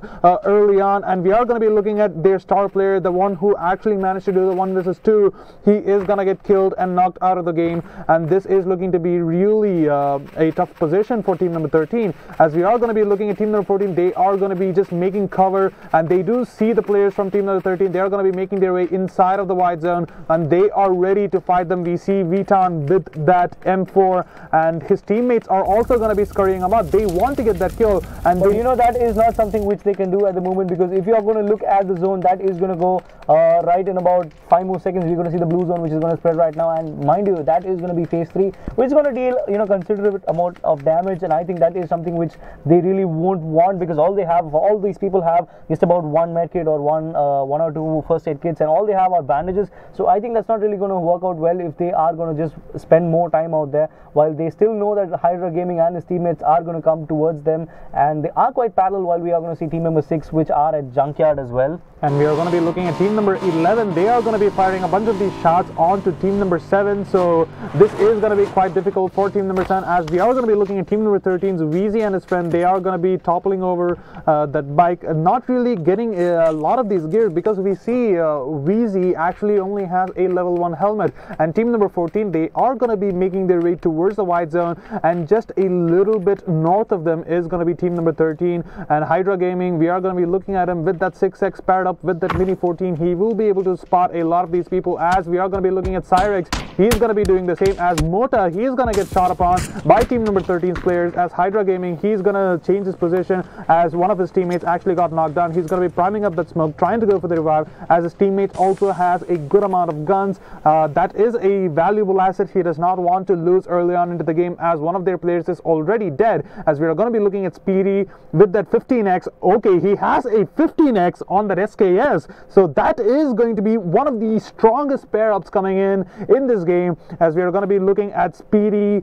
team number 14 and team number 13. They are looking to be in a triple threat situation, because they have that little bit of a building which they can climb onto, but I guess they're just going to be a smart play coming out there from team number 13, making their way deeper into the white zone, which is actually going to help them be more into the game. And we are actually going to see team number 7's DRR, who's going to go down. Probably he just went and grabbed his vehicle or something like that, and that seems to be the end of his game, I would say. As we are going to look at team number 13 back again, getting shot there from team number 14. Looks though as if they are not going to try to take a fight or something like that. They are, however, just stopping out there, trying to see if they are going to try to trail him down, or probably even try to take a fight, because even though they are just 2 people, we see another team towards their northern side, and we also see team number 14 trying to spot them out and try to take a fight, while we are going to switch back to team number 16, who are also in the close vicinity of team number 13's Coldzera. So I think if they are going to pick up a fight or something, they can probably take another kill out there from team number 13, because mind you, there are just 3 people from team number 13.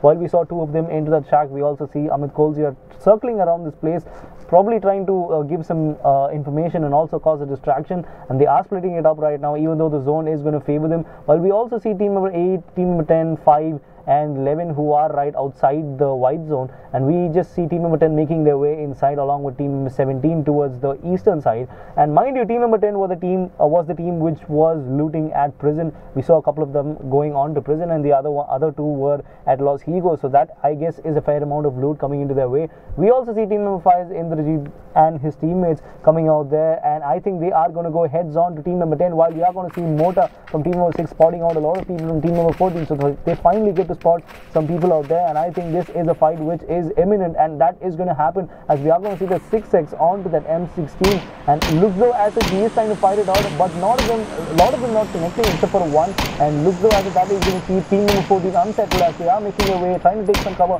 and a cover in a map like Miramar is not going to be really easy, because it's all open, and I think it's really hard for someone to take a cover out there. And as I was telling about team number 10 and 5, it's going to be Fear who's going to draw the first shot between both these teams. That's going to be 2 kills for Fear, 2 knockouts for Fear, and which is going to leave Death Vision and 1 more person from his team as the only 2 people surviving. Oh, that's actually Death Vision who's going to be the last person surviving. He's got to go and try to take down 2 people from team number 10, or maybe try to go for the revives onto Indrajit and his teammate, and that is going to be really tough for him, because he's got to handle a lot of things right now. Team number 10 are right in front of him, and that is going to be a wipeout in favor of team number 10, and which is going to be the end of the road for team number 5 in this match. And I guess it's just about, we just have to wait and see for the 3rd game if they are going to try to pull something out of nowhere, because the way they played this game and the way they played the first game, that was not really the way they would have expected it to, and I think that is something which is going to go down not pretty well for them. And it's going to be team number 7 which are going to go down as well. The team which finished 3rd in the previous game are going to bite the dust as the 3rd team, which are going to get wiped out, and that is going to go down not in their way. And let's see how they are going to stand at the end of the game, and that is going to be team number 6, which are still spotting out people, but eventually not taking a single kill out there. A lot of shots being fired from Sidex and his teammates, but none of them really dealing the finishing blow onto them. And let's see how it's going to pan out as they are circling the white zone along with their teammates. And we see Coldzera trying to take a kill out there from team number 8's Abhishek, and looks though as if Hydra as well as his teammates are going to take up a fight out there. And let's actually see how it's going to work out, because it's going to be a 3-on-1 at that moment, because Money is just outside, and I think he cannot do anything unless he's going to go inside and try to take the fight out there, as Weezy is going to spot him out, and he is going to prime up the nades and all of that. So if he's going to flank it out, this could be the fight which team number 13 were waiting for. And if they are actually going to storm up onto the first floor, they can actually find a couple of guys, and he does spot 1 person out there, and he's going to go down again. Martin is going to take down 1 kill out there to his favor, and that is going to leave Hydra as the only man surviving from his team, which is going to land them on a fix. That was a really good play coming out there from team number 8. They managed to get about all the 2 people who were coming out there from the other side from team number 13, and even though 2 of the teammates were knocked out, it was pretty safe of them to try to make sure that they didn't go for a revive, and they just waited for the teams to push in, and that is why they were able to win that fight. And driving away is going to be Hydra Gaming from team number 13, and he is going to get trailed upon by team number 14 as well as another team. He is going to get fired a lot of bullets out there from team number 14's player. Let's see whether he can survive, but no, that is going to be the end of team number 13's run.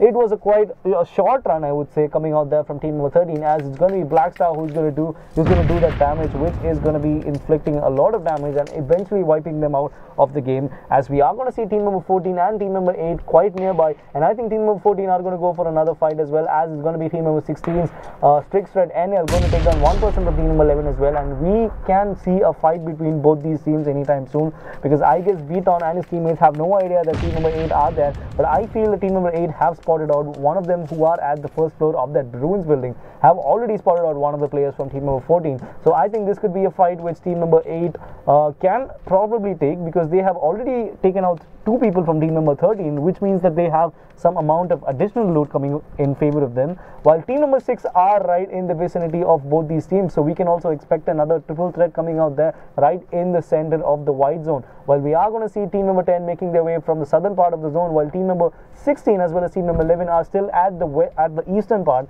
And I think it's about time where they are going to go into the zone, because the blue zone has started moving, and in about 1.5 more minutes we will be seeing where the next zone is going to go. And I'm pretty intrigued to see where it's going to land, because already about 3 teams are right in the center of the zone, and make that 4 given that team number 10 are making their way towards team number 14 as well. So this can go either ways, as Mota and his teammates from team number 6 are making their way right into the center by walking, and this can go in a 4-way fight, I would say, because the 4 teams out of the 6 which are alive are going to fight it out anytime soon, because Fear has spotted one person out, and he can actually try to take the fight, but looks though as if he's actually the only one out there. It looks as if Neo SF is going to come for his help, and that is not going to help him out, as it's going to be Fear 001 who's going to go down first, and Error IND is going to take that kill out there. He's going to take that knockout, and it could be just about some more time where they can get a couple of knockouts in the form of Neo SF as well, and probably even wiping out team number 10, as Neo SF is going to be the only person alive from his team.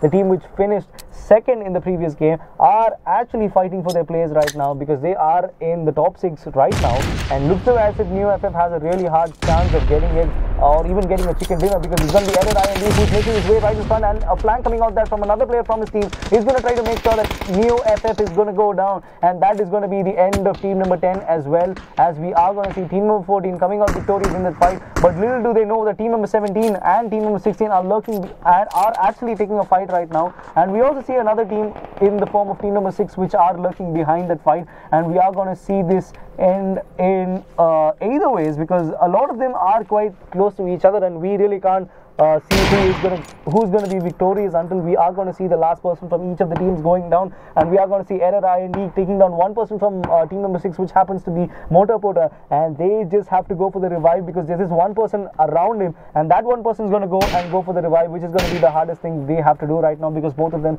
are split up. We see 2 people from team number 6 making it from one way, and the other 2 flanking it out, where one of them is already knocked out, and that's going to be the end of Motor, leaving team number 6 just with 3 people. And team number 17 are in the driver's seat right now. It's going to be Vuitton who's going to take that kill. Team number 17 also just lurking around the corner, using that's something like a cliff, which is going to be to their advantage, giving them the first vision, and I think that is going to allow them to go inside, while Speedy is going to be the last person from team number 6 towards this side, while the other 2 people are from the other side, and they are trying to flank out their teammates. And let's see whether they can actually probably pull something out of this, because Speedy with that AUG is making his way towards team number 17, and that is going to be a suicide, I would say, because all the 4 people from team number 17 are still alive, and if he's going to go, that's not just going to be 1 kill in favor of team 17, but that's going to be 1 AUG for them as well. And let's see how it's going to pan out for them, as Artist as well as Immortal are making their way towards team number 6, and team number 14 and 8 are right next to each other, but they somehow seem to not take a fight,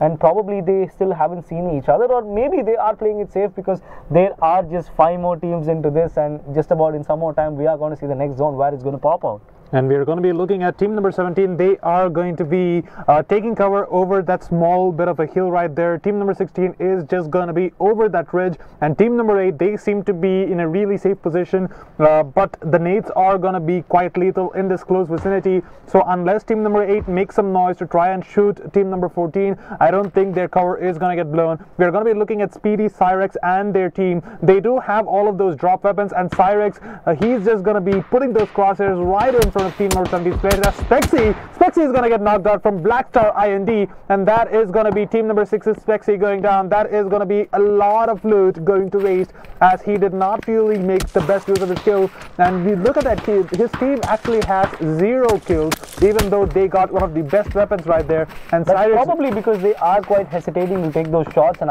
we really saw that in the previous fight as well, as we are going to see Vuitton taking down 2 people, and that's going to be Elorin taking out team number 16's another player as as well, which is leaving them with just 2 people. And we're going to be looking at Blackstar right here. He only has 5 bullets in his magazine. He probably needs to reload that before he tries to go for a fight. I hope that he actually realizes that, because if he does go into the fight with just 5 bullets, that is going to be quite hard. As we are going to be looking at Speedy, he's going to be looking over at the other side. He's going to be looking towards the blue zone. Blackstar, he has a really good angle, but he does not sadly have a lot of cover to get into if things get really tricky for him, as he is quite close to team number 8's position. But it looks like Speedy is not really doing anything. He's just gathering as much information as he can so he can try to get on top and try to get into the top 4 pretty much easily, as team number 17, they are going to be the ones who are going to be making the most amount of noise. Cyrex with that 6x paired up with that Mini 14, he's going to be going forward into the blue zone, into the white zone. And Speedy, it looks like Speedy has to take a fight pretty soon, because team number 17 is going to be making their way towards his position.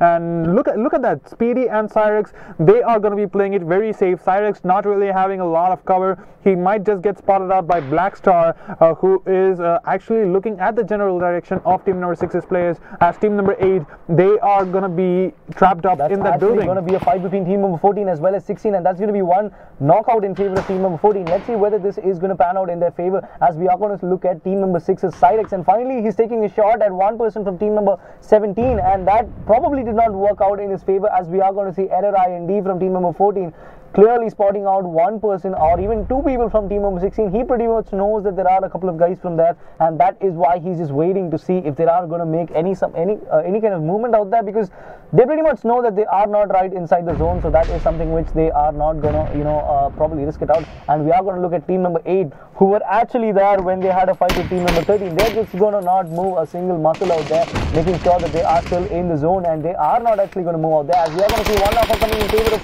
team number 17. And looks as if team number 6 are finally going to go into the hunt, and looks as if team number 6 are going to go down. That was quite sad, as team number 17 were able to get in that, and team number 16 is going to go down as well, which is going to leave us with 3 teams and 12 people alive into this. 4 people coming out there from team number 17, all of them having 4 people. So this is a quite even contest coming out there in the 7th zone, and the blue zone is actually making its way, which is going to allow team number 14 to come out of their position. And I think team number 8 will be going out of their position as well if they are going to go outside the zone. I mean, which if the zone is not going to come in their favor. Looks as if one of the players from team number 14 are going into the building where team number 8 are. So if he's just going to go and make that mistake of going right on top of that, that is going to be the end of one of the players from team number 14. Looks as if 3 people from team number 14 are there at the same building, and this can be either ways. This can go either ways, and that's going to be team number 14 who's going to draw the first blood onto them, and it's going to be Abhishek Table who's going to go down. That's going to be, oh my god, that's going to be Christmas for them. That is going to be team number 8, which is going to get eliminated. What a play coming out there from team number 14, as that is just going to leave 2 people from team number 14 getting knocked out due to that nade. Look at the carnage which they have done because of this fight, and 4 people going down for the other team and 2 people going down for their team as well. But that is something they are willing to do, as they have enough loot for them to heal themselves up, and this can go either ways, because this is now a 4v4, and I think team number 7 are sitting pretty at the moment, because given that team number 14 just took a fight, they know their location, and I think Arpez and his teammates have a really good angle to try to take down people from team number 14, and the zone is going to favor them as well. We already see a couple of guys from team number 17 at the zone. Now that's going to be Axel who's going to try to take the first shots onto team number 14's players, and Error in gets a lot of damage to that, and the nades are being primed out there, and that is not really going to land at team number 14's players. And let's see whether this is going to be a fight right now between both these people, but because the zone is going to move out, that's going to do a lot of damage. But mind you, this is the phase number 7, and that is going to do a lot of damage, like I just said. And team number 14 trying to make their way right inside the zone, and Arpez and Axel are making sure that they are not going to do that, as they are watching the flank, and 2 of them from team number 17 already inside the zone, and that's going to be Axel who's going to fall down. Error is going to take him down, and it looks as if the bit is going to try to take him down as well. That's going to be one knockout for both of the teams. As he is going to try to make it stand, that's going to be almost 2 knockouts, but it's going to be Arpez who's going to be the game winner for them, and that is going to be team number 17 who are going to get the chicken dinner, and with 8 kills they are going to finish first in this game, and shooting pandas, like I just told you before the first game, and they finally have lived up to their name, and they just shot about 7 kills in this. And that was quite an amazing game coming in from Shooting Pandas.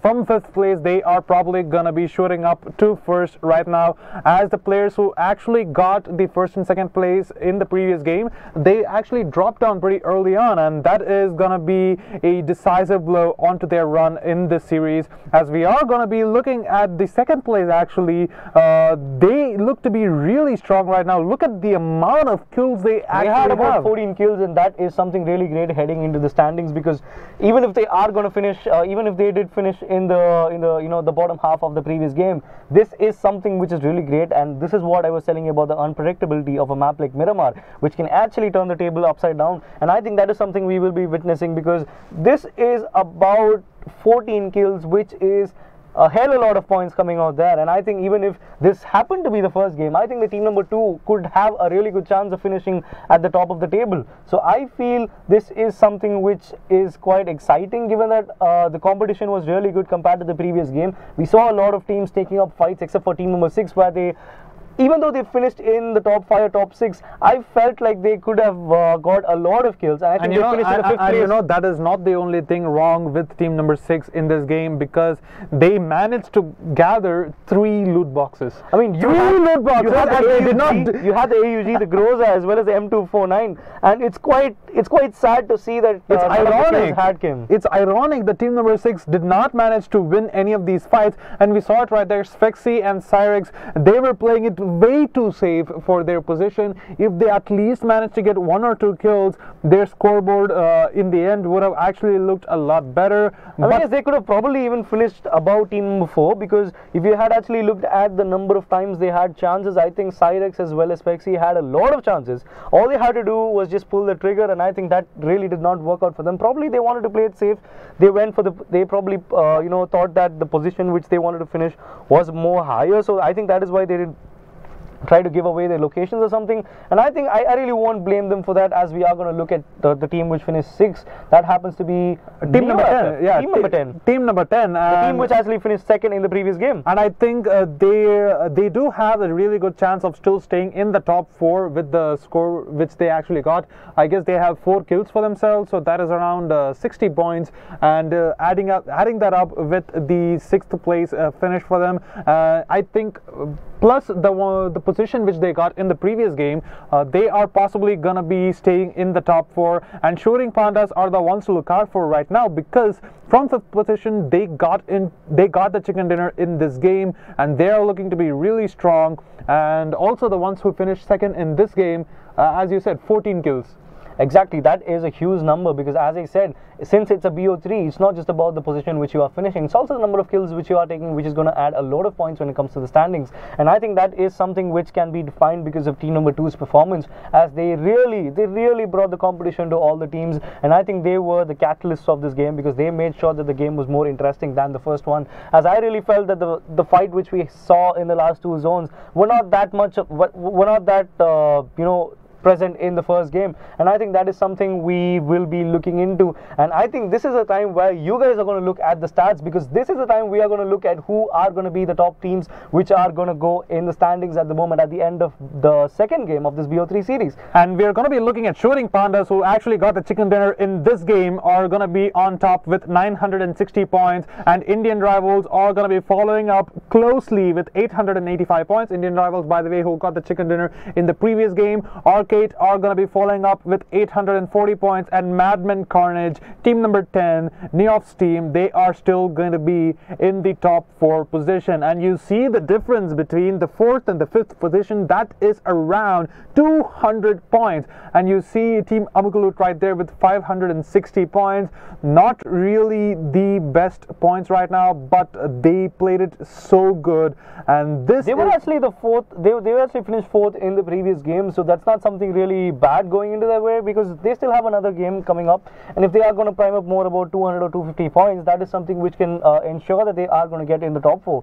Because if you're going to look at the team which finished 5th and the team which finished about 8th and 9th, it's just about 200 points which is going to be the difference between them, and that is exactly the difference between the 4th and 5th place. So I think this is something which is gettable, and I think if teams are going to switch back to Erangel and their actual strats, and if they are going to up their game, I think this can go either ways, because as of now, I really can't say which are going to be the 4 teams which are going to qualify, because I think the ones to look out for. I think the ones to look out for are the ones which are currently in the top 4 right now, because they have that really significant lead over most of these teams. And as you said, the difference between the position number 4 and position number 5 is around 200 points, and that is something which you can actually achieve if you get at least 5th place, I believe. If you get, which is actually the same amount of difference between the 5th place and the 9th place. All the 4 teams and 5 teams which are positioned at those points, as those positions, are having a good chance of qualifying as well, because it's all up to the 3rd game, which is going to be the decider, and that will secure all the 4 spots which we have vacant for the grand finals, which is going to happen at Mumbai on the 24th of this month. So I'm really pumped up to see who are going to be the last 4 teams, and I hope you guys are as well. So with that being said, we will be on the other side of the commercial break with the next game, which happens to be the decider and the last game of today, the 3rd game of this BO3 semi-final 4 of the Acer Predator League Indian qualifiers for PUBG.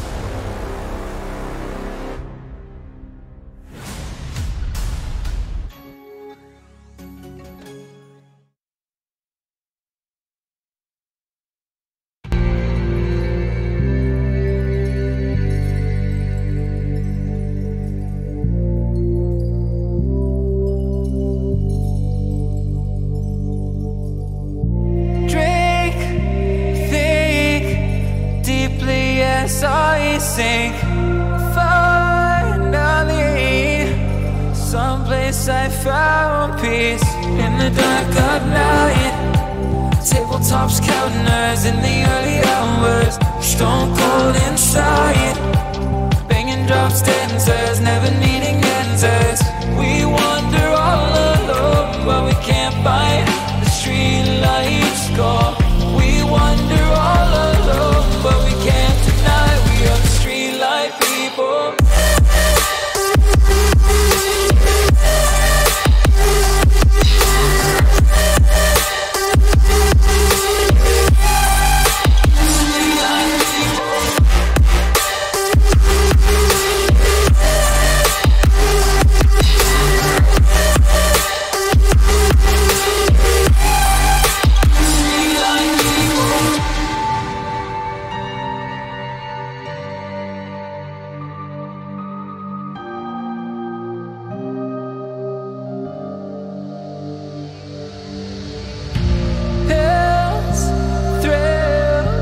Chasing whatever kills. For so long I forgot how it feels in the dark of night. Tabletops counting us in the early hours. Stone cold inside, banging drops, dancers, never needing answers. We wander all alone, but we can't find the street lights go. We wander all alone, but we can't deny we are the street light people.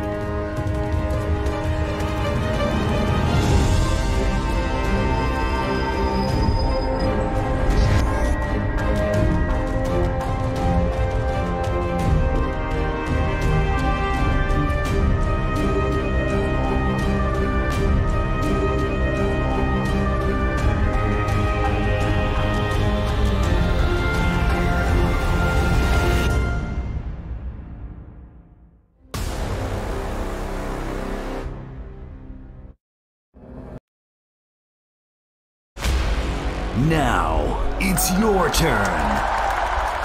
Summon your strength. Fight for your team.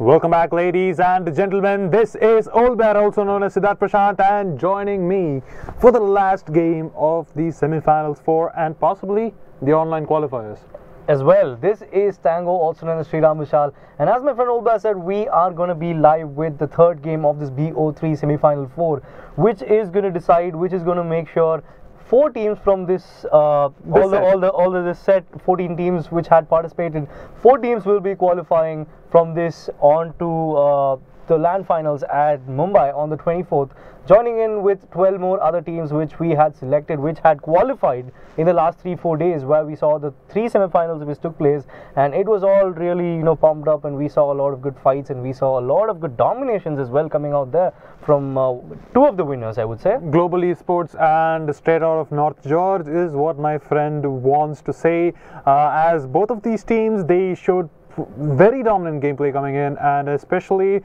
during semi-finals number 1, Global Esports with 21 kills in one of these games. That still is the record for the most number of kills in a single game by a team. And I think till now, out of the 10-11 games which we had played in the semi-finals, we still haven't seen such a dominant performance by any other team yet.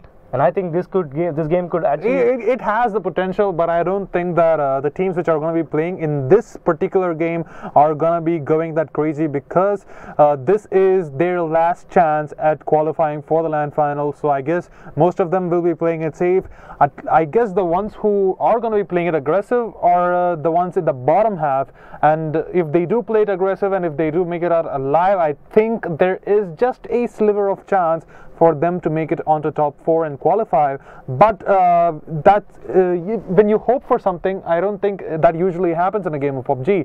PUBG is punishing that way. Exactly, and the way the teams have been playing in the last 2 games, that have been really good. And especially the teams which had finished in the top 3 and 4 in the last 2 games, those guys were really consistent, especially Shooting Pandas. As well as team number 10. I guess Shooting Pandas, more than consistent, they made the comeback happen, because they did not really place well in the game number 1. They finished on the 5th place in game number 1, and they made sure that they redeemed themselves in game number 2, and they eventually got the chicken dinner in the 2nd game. And speaking about the team which finished 2nd in the 1st game, and they somehow managed to finish 5th or 6th. It's 4th. Actually, they stayed in the top 4. They are in the 4th position, team number 10, Neof's team. So they really did play it well, even though in the 2nd game they kind of got lost in the beginning of the game. They somehow managed to keep it up with those 4 kills, amounting to the extra 60 points.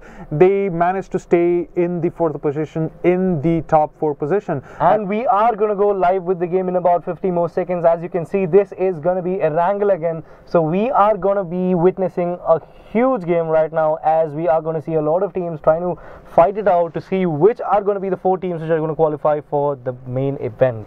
And looking at this, I guess the players who you have to look out for are obviously, as usual, Shooting Pandas. We have Indian rivals who still stay in the 2nd position in the power rankings. Madman Carnage, who are the 4th position as of now in the power rankings also. And following them is going to be Arcade Gaming, actually, because they played it really well. They are, I believe, in the 2nd position.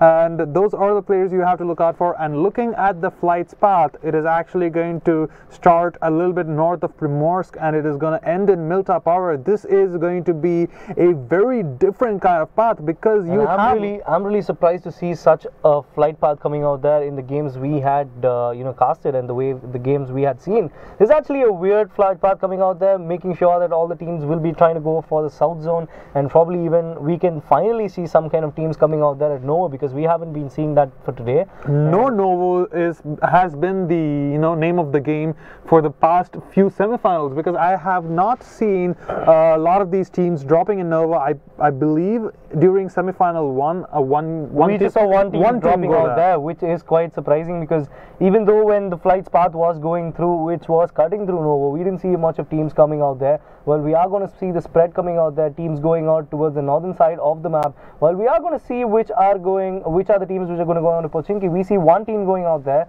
and we also are going to see about 4 to 5 teams going towards Gatka as well as Georgopol, which is quite it's quite surprising because they have a lot of I mean, it is quite far, but they do have that really long strip of road which they can drop into and possibly find a vehicle, and then they can just ferry their teammates onto Georgopol and secure themselves that loot. And you know what, never mind, it's still going to be no this time as well, because we don't see any team going out there. We see just the solitary team coming out there, which is going to go team number 6 again in military base. It looks like team number 6 are fairly comfortable in military base, because during game number 1 of semifinals 4 they actually went to military base, and we are going to be looking at them going over there, Spexy and his team, team number 6. And let's actually look at how the zone is going to be. It's actually going to center around the Milta Power area. It's going to touch Yasnaya and Stalber and Kameshki a little bit. No, it's actually going to center around Lipovka, because this is quite surprising, because this is a zone where not a lot of teams are going to go, and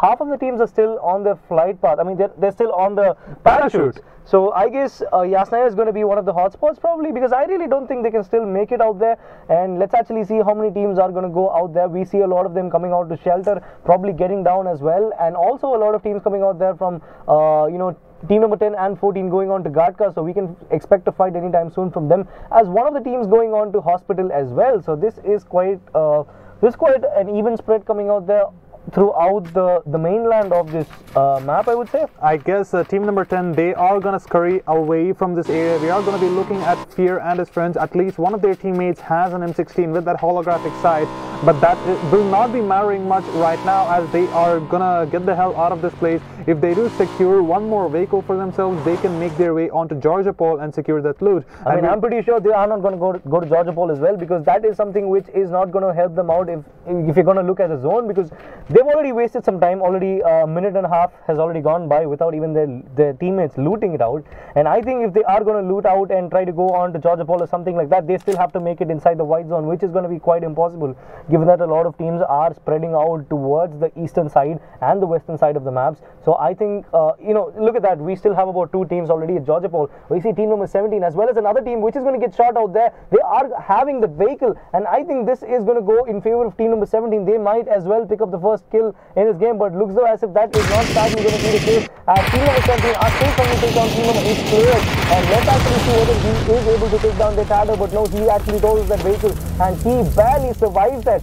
He does not have a single gun, and that's going to be Axel who's going to draw the first blood with the help of his barrel out there. He's going to punch him out, and he does that BM. The BM coming in from Axel right there, not really seeing any worth to wasting those bullets to get that kill onto the player from team number 8, and that is going to be first blood drawn so early into the game. And we're going to be looking at team number 17. They are going to be splitting up between the Dacia and the UAZ, just trying to spread apart. And if they do have these amount of vehicles, I'm pretty sure that even though they can stay in Georgopol for a little while longer, even if the zone is going to come up, they are going to be quite safe, as they do have these escape vehicles coming up in their favor. And the only thing they have to be worried about is team number 8's path, because it did cut through Georgopol, and if they are going to be dropping somewhere nearby over the outskirts, and they do manage to get a assault rifle or something, I'm pretty sure that that is going to be the only thing which they have to be worried about, because if they do get shot at when they are trying to make their way inside of the zone, that is going to be one hell of a fight, and something which you probably should avoid by trying to go south or something. I feel like we will be seeing a lot of that, because a lot of teams have been landing towards the western side of Yasnaya, and also at Gatka and all those places. So I feel like if they are trying to get inside the zone as well, the only way they can go is probably by Rozhok or something like that, because that seems to be the safer way. If they are trying to go on to the southern side, they'll anyways have to get through Pochinki or even team 14's path. And we do look at team number 10, who are making their way onto the hills right towards the southern part of Georgopol. Looks like they may be getting onto the paths of team number 17 as well, so that can be another fight coming in team number 17's way. So let's just wait and watch to see what they're going to do. And team number 6, like you said, for the second time in a row in Erangel, they are going on to the military base, and they do seem like looting. They do seem like they are pretty fond of the military base. Even if there are going to be a lot of teams coming out there, they still will be probably going on to the military base. I guess that is one of their comfort drops right there, because they have proven themselves to land here repeatedly. It is just sad that none of the other teams actually landed here, so we can see their capacity in this little bit of a location, the Sosnoga military base, and we are going to be looking at them fairly looted up. And there is going to be that UAZ right outside of military base, which they can use as their escape vehicle, and that is probably gonna leave them to go towards Milta. And I don't even think that they're gonna get met upon by any of these oppositions, as the bridge area, nobody is actually near that place, so I guess it's gonna be a free path for team number 6 to actually make their way inside of the Milta area. And we're going to be looking at team number 11. They are actually going to be split into two parts. One of their players is going to be in Lipovka, and 3 of their players are going to be laying waste to Milta Power. And we're going to be looking at team number 13 over there in Mansion. And Mansion is not one of those places you get a lot of loot, so I guess it's good thing that they only have 1 player over there. And we're going to be looking at the drop, which is going to land right next to Shelter. It's going to be again Groza, and that seems to be like oh, it looks so as if it's got a ghillie suit as well. This is one of the weird combinations I've seen. The Groza with a ghillie suit. Usually it actually comes up with the AWM or any other sniper rifles coming out there, probably the MK14 as well. But this is actually the first time I'm actually watching out a Groza coming out there in one of our streams along with a ghillie suit, because usually it comes up with a suppressor as well, and all the level 3s which are going to be primed up out there. So let's actually see if any teams which are in a close vicinity are going to go for the drop. We are going to look at team number 10 again, who are looting out these small shacks coming out there in these places. Let's see whether they are going to pick up a fight with some team anytime soon. Yeah, I guess this is quite near to Rozhok. They're actually in the northern part of the map, and they're just trying to make their way towards Yasnaya.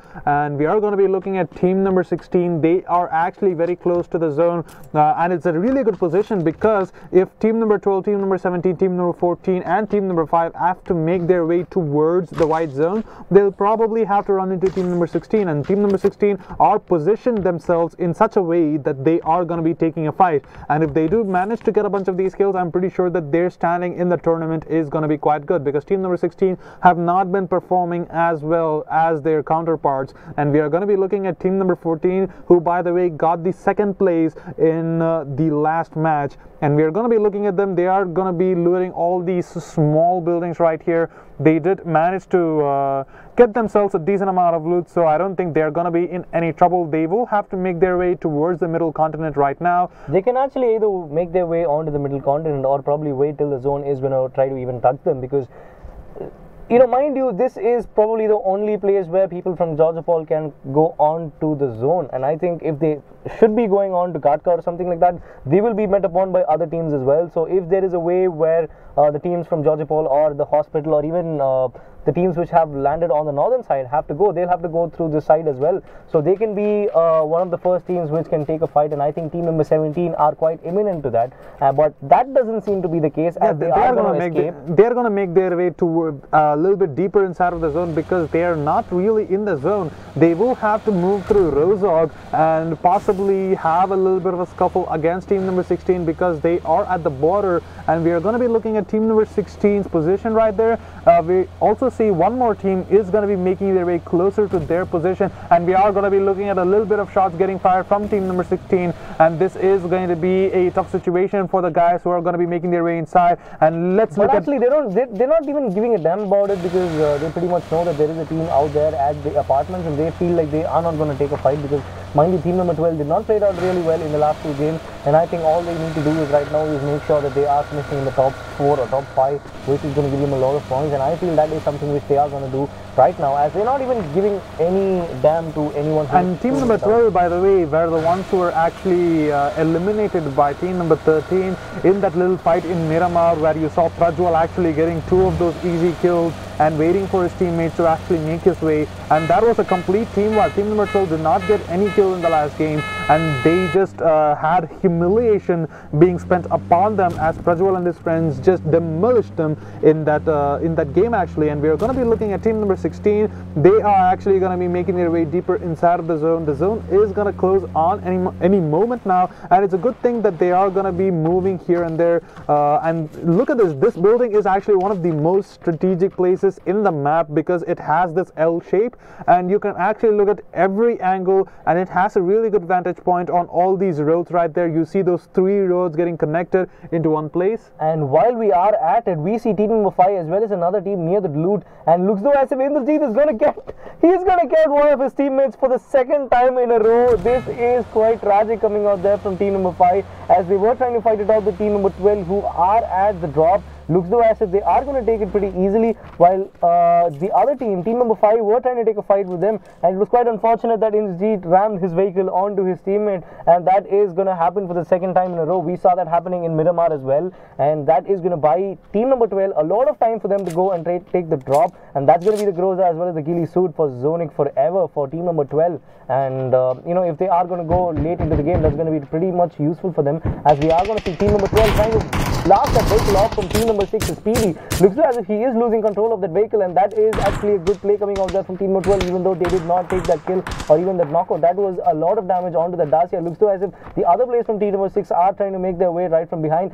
Team number 5 is going to get spotted, however, and that is going to be SP Gaming, who's going to spot out that vision from the car, and that can actually go on to team number team number 13's way, as we are going to see team number 6 making their way as well. 2 of the players who have already made it inside, and 2 of the people who are making it right now. That's going to be 1 kill for team number 10's Punk, as well as Convict is going to get down 1 more as well. So team number 14 are 2 men down, 2 of them knocked out, I would say, and that's going to be 1 more as well. And let's see whether they are going to redeem themselves right now. But no, that sadly does not be the case. Is not the case, as the 2 people from the other split are making their way inside the zone. They're really not interested to take this fight, as team number 10 are going to be the victors. If not, they didn't wipe that team, but they were able to do the damage, which is quite necessary. They managed to farm up those points. Exactly, that's two kills as well, which is going to add them about 30 points, which is also. And look at SP Gaming right here. He has this really good loot right here. He is level 3'd up, and he can actually afford to make some mistakes right here. As we are going to be looking at SP Gaming,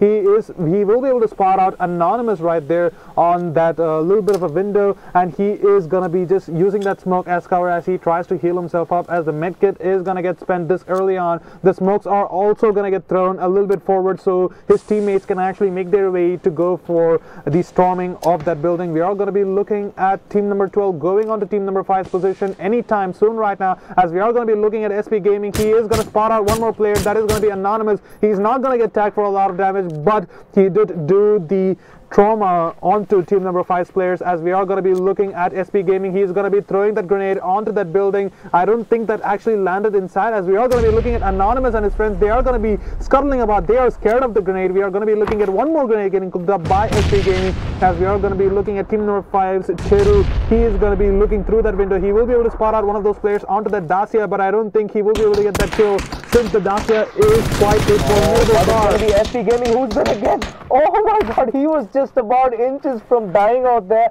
He, however, takes down 1 person to team number 5. That happens to be that vision. And let's see whether team number 5's other players are going to go and try to make the revive. It seems though as if SP Gaming has already used his first aid kit, and he can go on and try to take that fight onto the rest of the players onto team number 5, because he's going to make the move right away. He's going to spot out 1 person. That's going to be 1 more person who's going to get knocked out for team number 5, and that is going to keep team number 12 into the driving seat. That's going to be 1 more knockout in their favor in the Baba, even though he had a good aim out there. It was quite unfortunate that the reflexes coming out there from team number 12's player was able to make sure that Indrajit was able to pay for that, and that's going to leave Death Vision as the only person alive in his team. He's got a really big task to do at the moment. He's got to heal himself up and also try to revive his teammates, which is going to be quite impossible given that he doesn't have a lot of time, because his teammate can go anytime soon, because even though team number 12 have a good cover out there, they really can't help that out. It looks as if one of their players actually went and revived his teammate, but that is not going to happen because SP Gaming is going to take out both these people. Anonymous as well as In the Deep is going to go down, which is going to leave Death Vision, the only person alive, but that is going to go down as well as Silver Fox is going to take him down. That is going to be the end of team number 5. Not a really good play coming out there in either of the 3 games, so that seems to be the end of the road for team number 5's chances of qualifying for the main event. And with that is going to be the first team which is going to go down, as we are going to look at team number 12 trying to revive and trying to regroup themselves, because they are getting hit by the zone in about 20 more seconds. We will see. They do have the vehicle, so they can escape out of this place pretty much easily, and they do have those really good loot. I'm just pretty sad, bummed out about the fact that they had to waste all those level 3 gear in this little of a fight, because I believe the level 3 gear which was in one of the players from team number 12's people, it got badly damaged from all the fighting which happened. And we are going to be looking at Axelin from team number 17. He is going to be right in the edge of the zone. He has a Scorpion, which is, by the way, the new pistol which has been released by Blue Hole. And by the way, we're going to be looking at the drop, which is going to be in the water, so I don't think it is going to get contested that easily. People don't really want to risk that, but for the people who are actually crazy enough to go ahead and try to go for that, that does have a AWM and all the level 3 gear that you can possibly want, with an extended quick draw mag for the sniper rifle. So and that is actually going to do a lot of damage if you're going to go at the end game and all of that. But it's quite sad that people will not be able to spot it out, because it's coming right on the cliff of the Milter.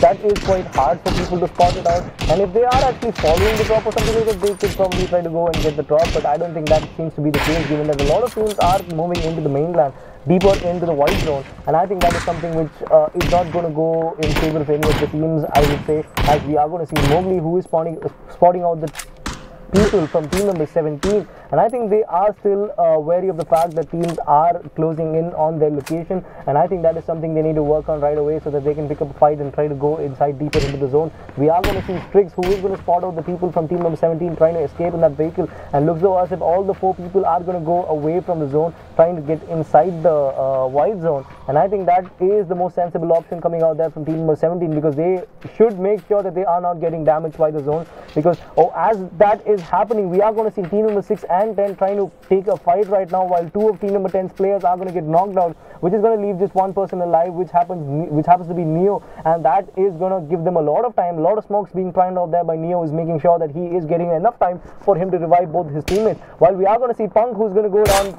courtesy of the shot coming out there from Cyrex, and Silver Fox is going to take down a guy from team number 8, and that's going to be 1 more person who's going to go down. Cyrex is going to take another one as well. 2 people from team number 10 who are going to go down, which is going to leave Fear 11 in a situation where Neo was left facing in about 2 minutes ago, and I think Cyrex can take a third at this moment if he's going to go for the flank, even though his teammates are not quite nearby, but even though they can make it if given some more time, and I think that is going to be team number 8 which are going to get eliminated courtesy of Wade's Gaming and his teammates, and team number 12 are going to make sure team number 8 are making themselves they are going to get out of the game, and that is going to be leaving us with 9 teams and 30 people alive, as the fight between team number 6 and team number 10 is still going on. It's a good thing that Fear actually decided to abandon his teammate, because if he was still there, I don't think that he would have been able to take the fight against Mota and his friend Cyrex right there. And we're going to be looking at team number 10. They are looking to be really strong right now, without like the fact that most of his teammates are dead just means that he will be able to go prone and try to play it as sneaky as possible, because we actually saw one of those strats coming in from team number 7, because in game number 1 we actually saw the players who actually finished in the 3rd position was actually the sole player, and he somehow managed to stay that far in, and I believe the reason why he could do that was because he was the only player alive and he did not make as much noise as possible. So Fear does have a really good chance. That is something you can have a chance with, but I don't think that is possible with a zone like this, which is favoring Lipoka. A lot of open areas out there, so if he's going to get spotted, that will be the end of the game for team number 10, and let's see how it's going to work out, because the RRR10, who was the MVP for his team in the first game, game is however, with all his 4 teammates, and it looks as if team number 13 are going to spot him out, and let's see whether Hydra is going to spot them out with that 8x onto his Mini 14, and I think all his teammates are pretty much stacked up as well, and I think this is the time for both these teams to move into the white zone, because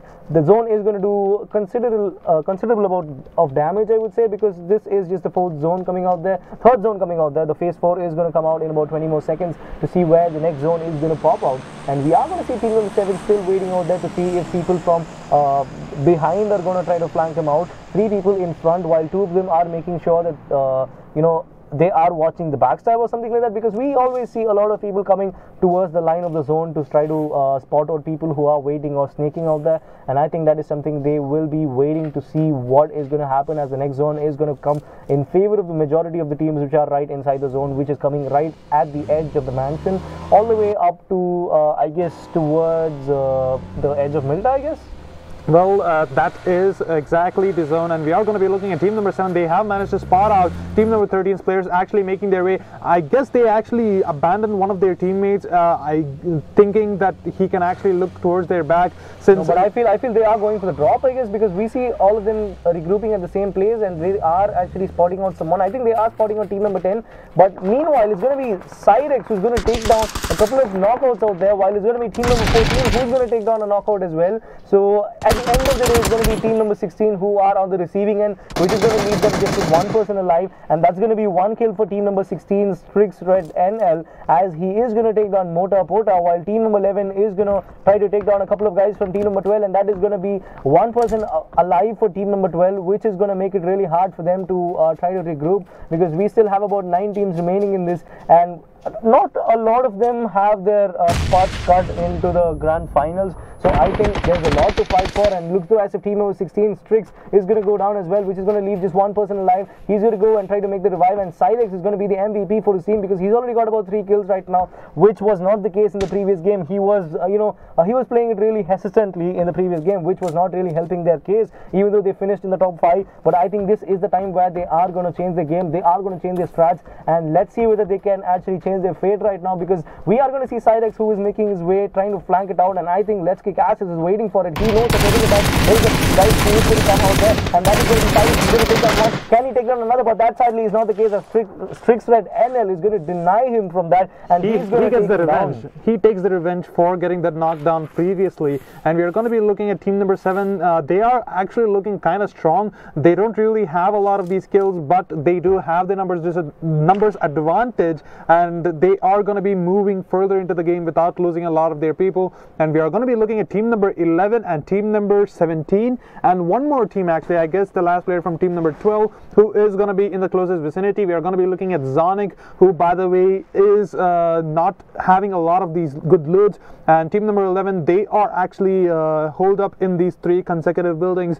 and they will be able to spot out Zonic if he actually makes some noise, and they also have to worry about those 2 people from team number 17. I mean, it's actually 3 people from team number 17, so this is going to be a really close fight between all these 3 teams, all these 2 teams, I would say, because if you're going to look at team number 12, it's just going to be that 1 person who will probably try to make sure both these teams are going to fight it out, and he could probably clear the rest of the people who are going to be alive after that fight. And I think that is something which is ideal if you are going to be the last person surviving. The most thing you can do at that point. I call that pulling an Endeavor, because Endeavor actually pulled that in semi-finals number 1, where but come on, he wasn't snaking, he was just going on all aggressive. But I don't think that is going to be the case for the other teams, because you really can't expect someone to go all guns blazing when you're the last guy surviving, that too when you're just early into the game, just about 5 phases into the game. I don't think that will be possible, and I think that is something suicidal if you want to think about it. While we are going to see the zone, which is going to pop up in about 30 more seconds, let's see whether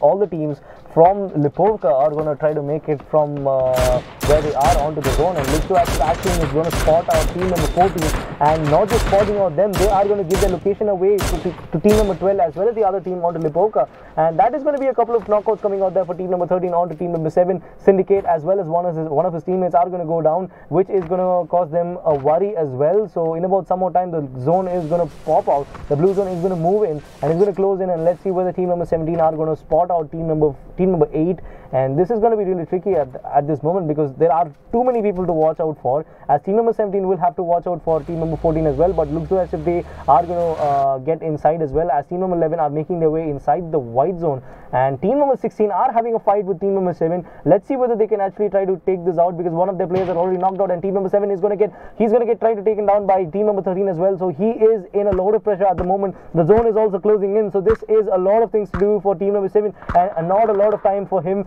and that is going to be the end of team number 7's run in this third game. And let's see how it's going to stand at the end of the third game, because that's a lot of points for them, even though they had a little bit of kills. And that is going to be team number 14, who is going to be on the receiving end of the fight, coming in from team number 17, while team number 11 are right behind them. So if team number 11 are going to close in a little bit in front, and they can probably even make it a three-way fight, as team number 17 are heavily guarded, 2 of them watching the front and 2 of them watching behind. 2 knockouts coming in favor of team number 7, one onto team number 14's player, the other one onto right behind them. So this is actually going in their way. They already have about a fairly decent amount of kills as well, so I think this is going to help them out. Just 2 kills coming in for team number 17, just 1 kill coming in, and that could actually be 2, given that there was 1 guy knocked out over there from team number 14. So if they're actually going to try to take a fight, they can actually do it right now, because only 2 people are remaining from team number 14, and that's going to be a lot of stamps coming out there from any 14 coming out of Arpis. And let's see whether he can actually make that count. It looks as if they are making their way on to he's actually trying to make his way onto his teammate, and successfully does it. That Ridge acting as some kind of cover for team number 14 and giving them a lot of time for them to heal up as well. But looks as if they are walking right into the trap set by team number 16. Let's see whether they can probably try to overpower them. But sadly, it's going to be the end for team number 12's last player who was alive, and that happens to be Sonic Forever. And there he goes down. He just shuts your mouth as well when you. Hey, I was not talking about that guy. I was actually talking about the last player from team number 10. That was actually Fear, who, by the way, is still alive. He is going to be camping near the loot box, and we are going to be looking at team number 17 back again. We are going to be looking at 1 player from team number 14, Blackstar. He's going to be going down. So that just leaves with 1 player from team number 14 right there. And it looks like Arpes has a really good idea of where he is. He does spot a little bit of his head, and we are going to be looking at team number 17. They are not going to give a damn about that. They are going to be moving a little bit deeper inside of the zone, and this is exactly the time where things are going to get bad, as team number 14 are going to get eliminated, as Gunblade goes down to I am Mother Abid, and we are going to be looking at Zsop. He is going to be claiming the loot box, but little does he know that right next to that is going to be Spear from team number 10. But I think that is going to go in favor of team number 17, because all the 4 of them are still alive and they are quite next to each other. And I think team number 10, Fear, has a lot to do. Like you said, he is already in the top 5, which is going to secure them a lot of points. All he has to do is just hold his nerve and make sure he is going to last for the next 2 zones, because that is going to give them a lot of points. But I'm sure, because team number 17, 11 as well as 13 are going to fight it out, because they are going to be the top 3 teams in this in the 5 teams which are present right now, because all of them have about 4 people each. So I feel this can go either ways between all these 3 teams, because team number 17 are in a good spot right now. They already spotted team number 16, so I think they also need to be wary of their behind, as team number 11 are slowly making their way right inside the white zone. And I think Zsop as well as Arpes are making sure that they are watching the front, while Axel is watching behind. And let's actually see if he can spot out team number 11, while team number 16 are making their way towards I'm Mother Abed. So let's actually see if he is going to try to take him out, while team number 13 are chilling out towards the northern side of the white zone. So they have nothing to worry about, for at least for the next zone coming out there, because in about 1 more minute we are going to see the next zone which is going to pop up, which is going to leave team number 16 with less amount of time to get inside the white zone. Because if they are going to go towards the right side, they are going to get met upon by team number 13, because the zone is already moving. 6 phase is going to do a lot of damage as well, so that's a lot of things to think about if they want to get inside the zone, and that's going to be a lot of damage coming in to team number 16 as well. Team number 10, Fear, is right in center of the zone, so he has nothing to worry about. But if it's going to go up to the next zone, he's got to worry about everything, because all the 4 sides we have people coming out there, while Let's Kick Asses is going to take down Arpis, and he can actually take him down as well. A lot of damage being taken out there from the zone, and I think he's just got to go inside. He should not be worrying about team number 17, because if he's going to give a lot of sound out there, he will pretty much reveal his location, which is going to also help his other opponents out there in this map. While team number 17 are trying to take down the people from team number 16, a lot of damage already being taken out there, and Let's Kick Asses is going to go down as well, which is going to be up to 6 red and L to try to revive the smokes, giving some actually a little bit of time. But the grenade has already been thrown out by Arpez, and I guess that is a little bit scary, as we are going to be looking at the player from team number 16, Strix. He is going to abandon his teammate, but he is going to get shot from behind by Z-Sub, and that is going to be team number 16 getting eliminated from this game, as we are just left with 4 teams, and we have team number 13. They are actually firing a little bit of shots onto team number 17's I am Mother Abid, as we are going to be looking at the Mini 14 coming in with the 4X from from team 17. He is actually having a really good angle onto team number 13's position, and team number 10's last player, he is actually in quite a little bit of trouble, as he is not in trouble, because I feel like he is right in the center of the zone, and there's actually the 4th time in a row when the zone is actually helping him out, and that is going to be a couple of knockouts coming out there in favor of team number 17, and that's only going to be 1 kill coming in favor of them, and that's going to leave team number 11 with just 3 people. Let's see whether they are going to take this to their advantage, as team number 17 have all their 4 people alive, and team number 10's Fear, just right in the middle of that zone, is going to make sure that he is going to survive, and he is going to secure the top 4 spot, which he has been waiting for, and that's going to be 1 knockout in favor of team number 17 as well.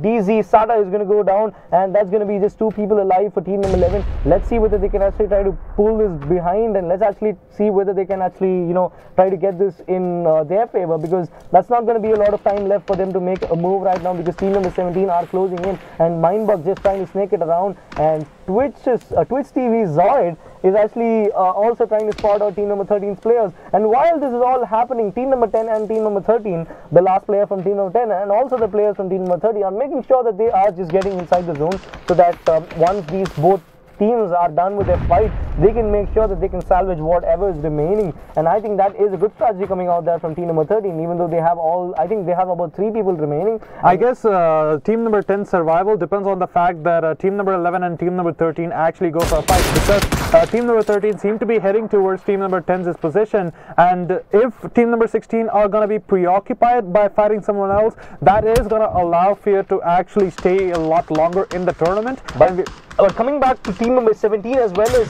team number 11, there's going to be a lot of shots fired between both of them, and that's going to be 1 person knocked out for team number 11, and that's going to be a lot of damage being taken out there by Axel. With 4 HP is what he has. He's going to heal himself as well, so that's going to be a smoke being primed up from him, and that is going to be 1 person knocked out from team number 13. Smoke being primed up from team number 13 as well, because they have to revive the teammates, and I'm Mother Abed is already near the drop, and I think he's just inches away from finding out team number 10's Fear, and let's see whether this is going to help them out, because none of them are really concentrating on the shack, while team number 10's Fear is right behind. So I think this is actually a blessing in disguise for him, because he is still inside the zone, and Mindbugs is going to take down 1 person of team number 17, leaving them just with 3 people, and the flank coming out there from Axel not really working in his favor. That's going to leave Mindbugs as the only person alive from team number 11. We have 1 from team number 11, 1 from team number 10, 3 people from team number 13, and 3 people from team number 17. So this is quite going even. While we are going to see Fear giving out his location, he's going to take down Arpez as well. So this is down to just 2 people from team number 17. He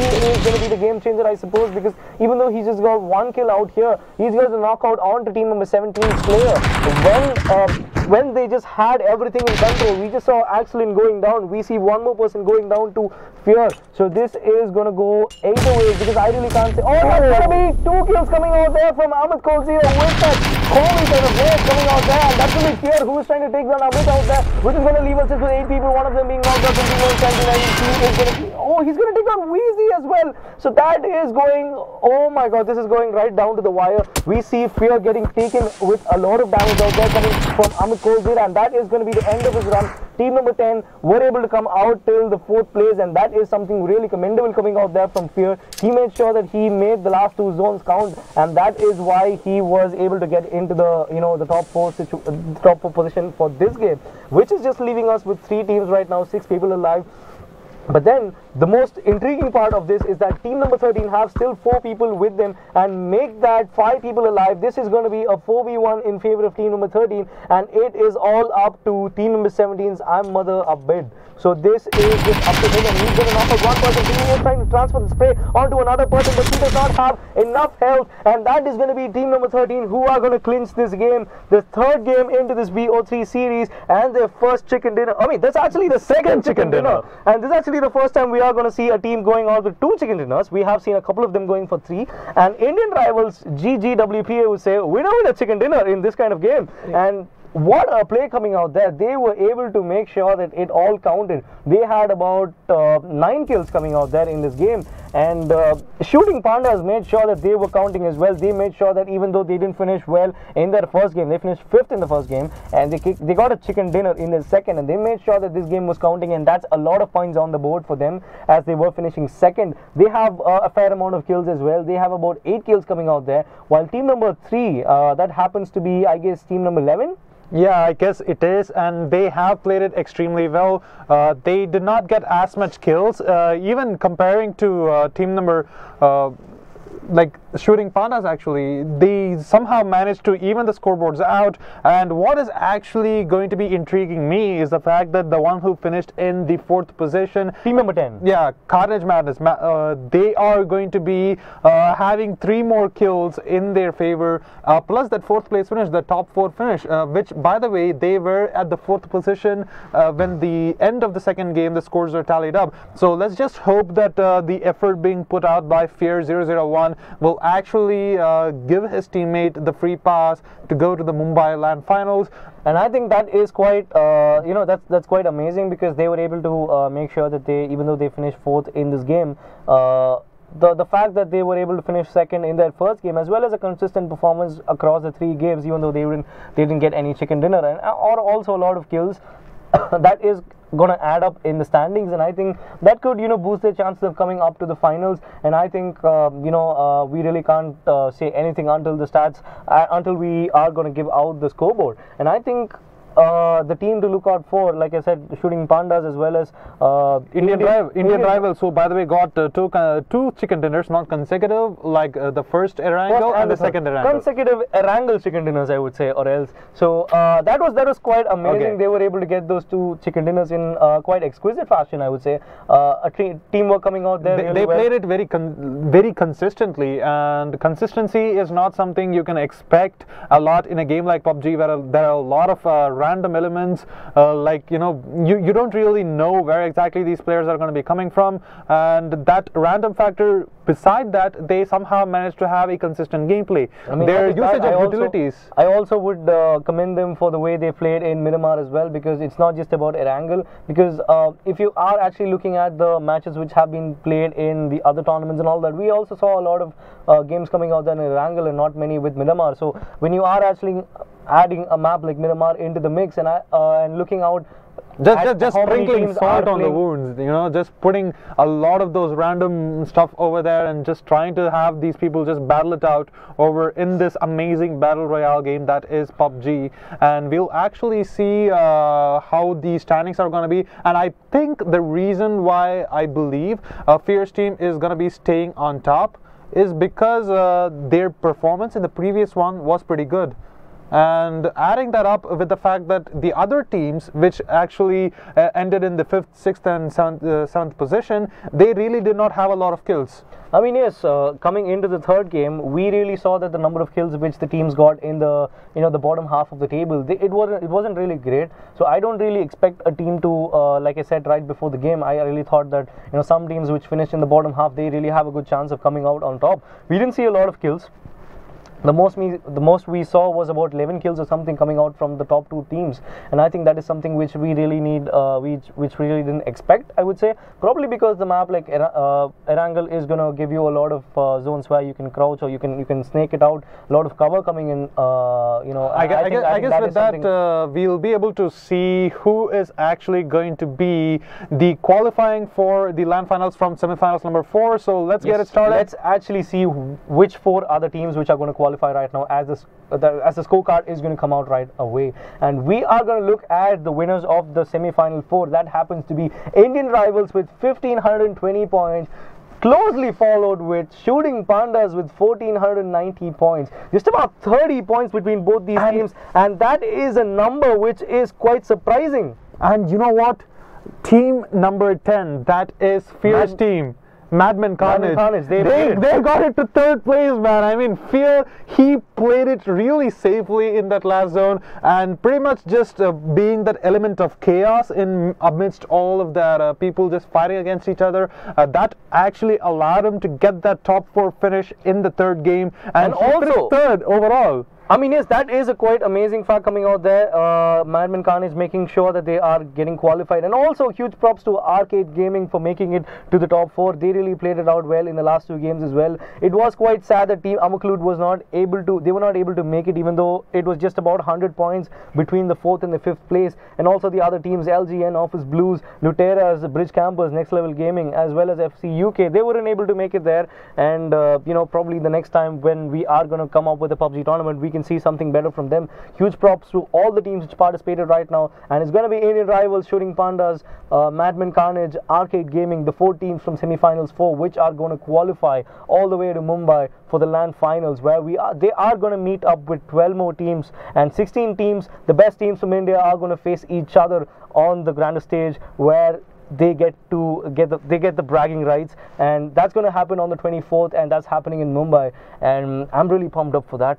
I mean, PUBG is not one of those games for the faint-hearted, because you see a lot of chaos, you see a lot of fights between these people, and not really something which can be predetermined like other games. There is that random element coming in, as I said, and there's also your skill level. There is a depth to this game which you have to master only by playing it a lot and only having a good amount of experience in it. And these people are the cream of the crop. They have proven themselves to be one of the best teams in India right now, and even though people who did finish at the 4th of every one of the set, don't get discouraged by that, because I believe you guys still have the potential to up your game a little bit. I believe if you just start watching enough streams or something. I really feel the teams which qualified are one among the best of the best, because if it wasn't the case, they wouldn't have qualified in the first place. So I feel like all the teams which had made it to the top 4, or even which have made it to all the semi-finals, that itself is a big achievement, because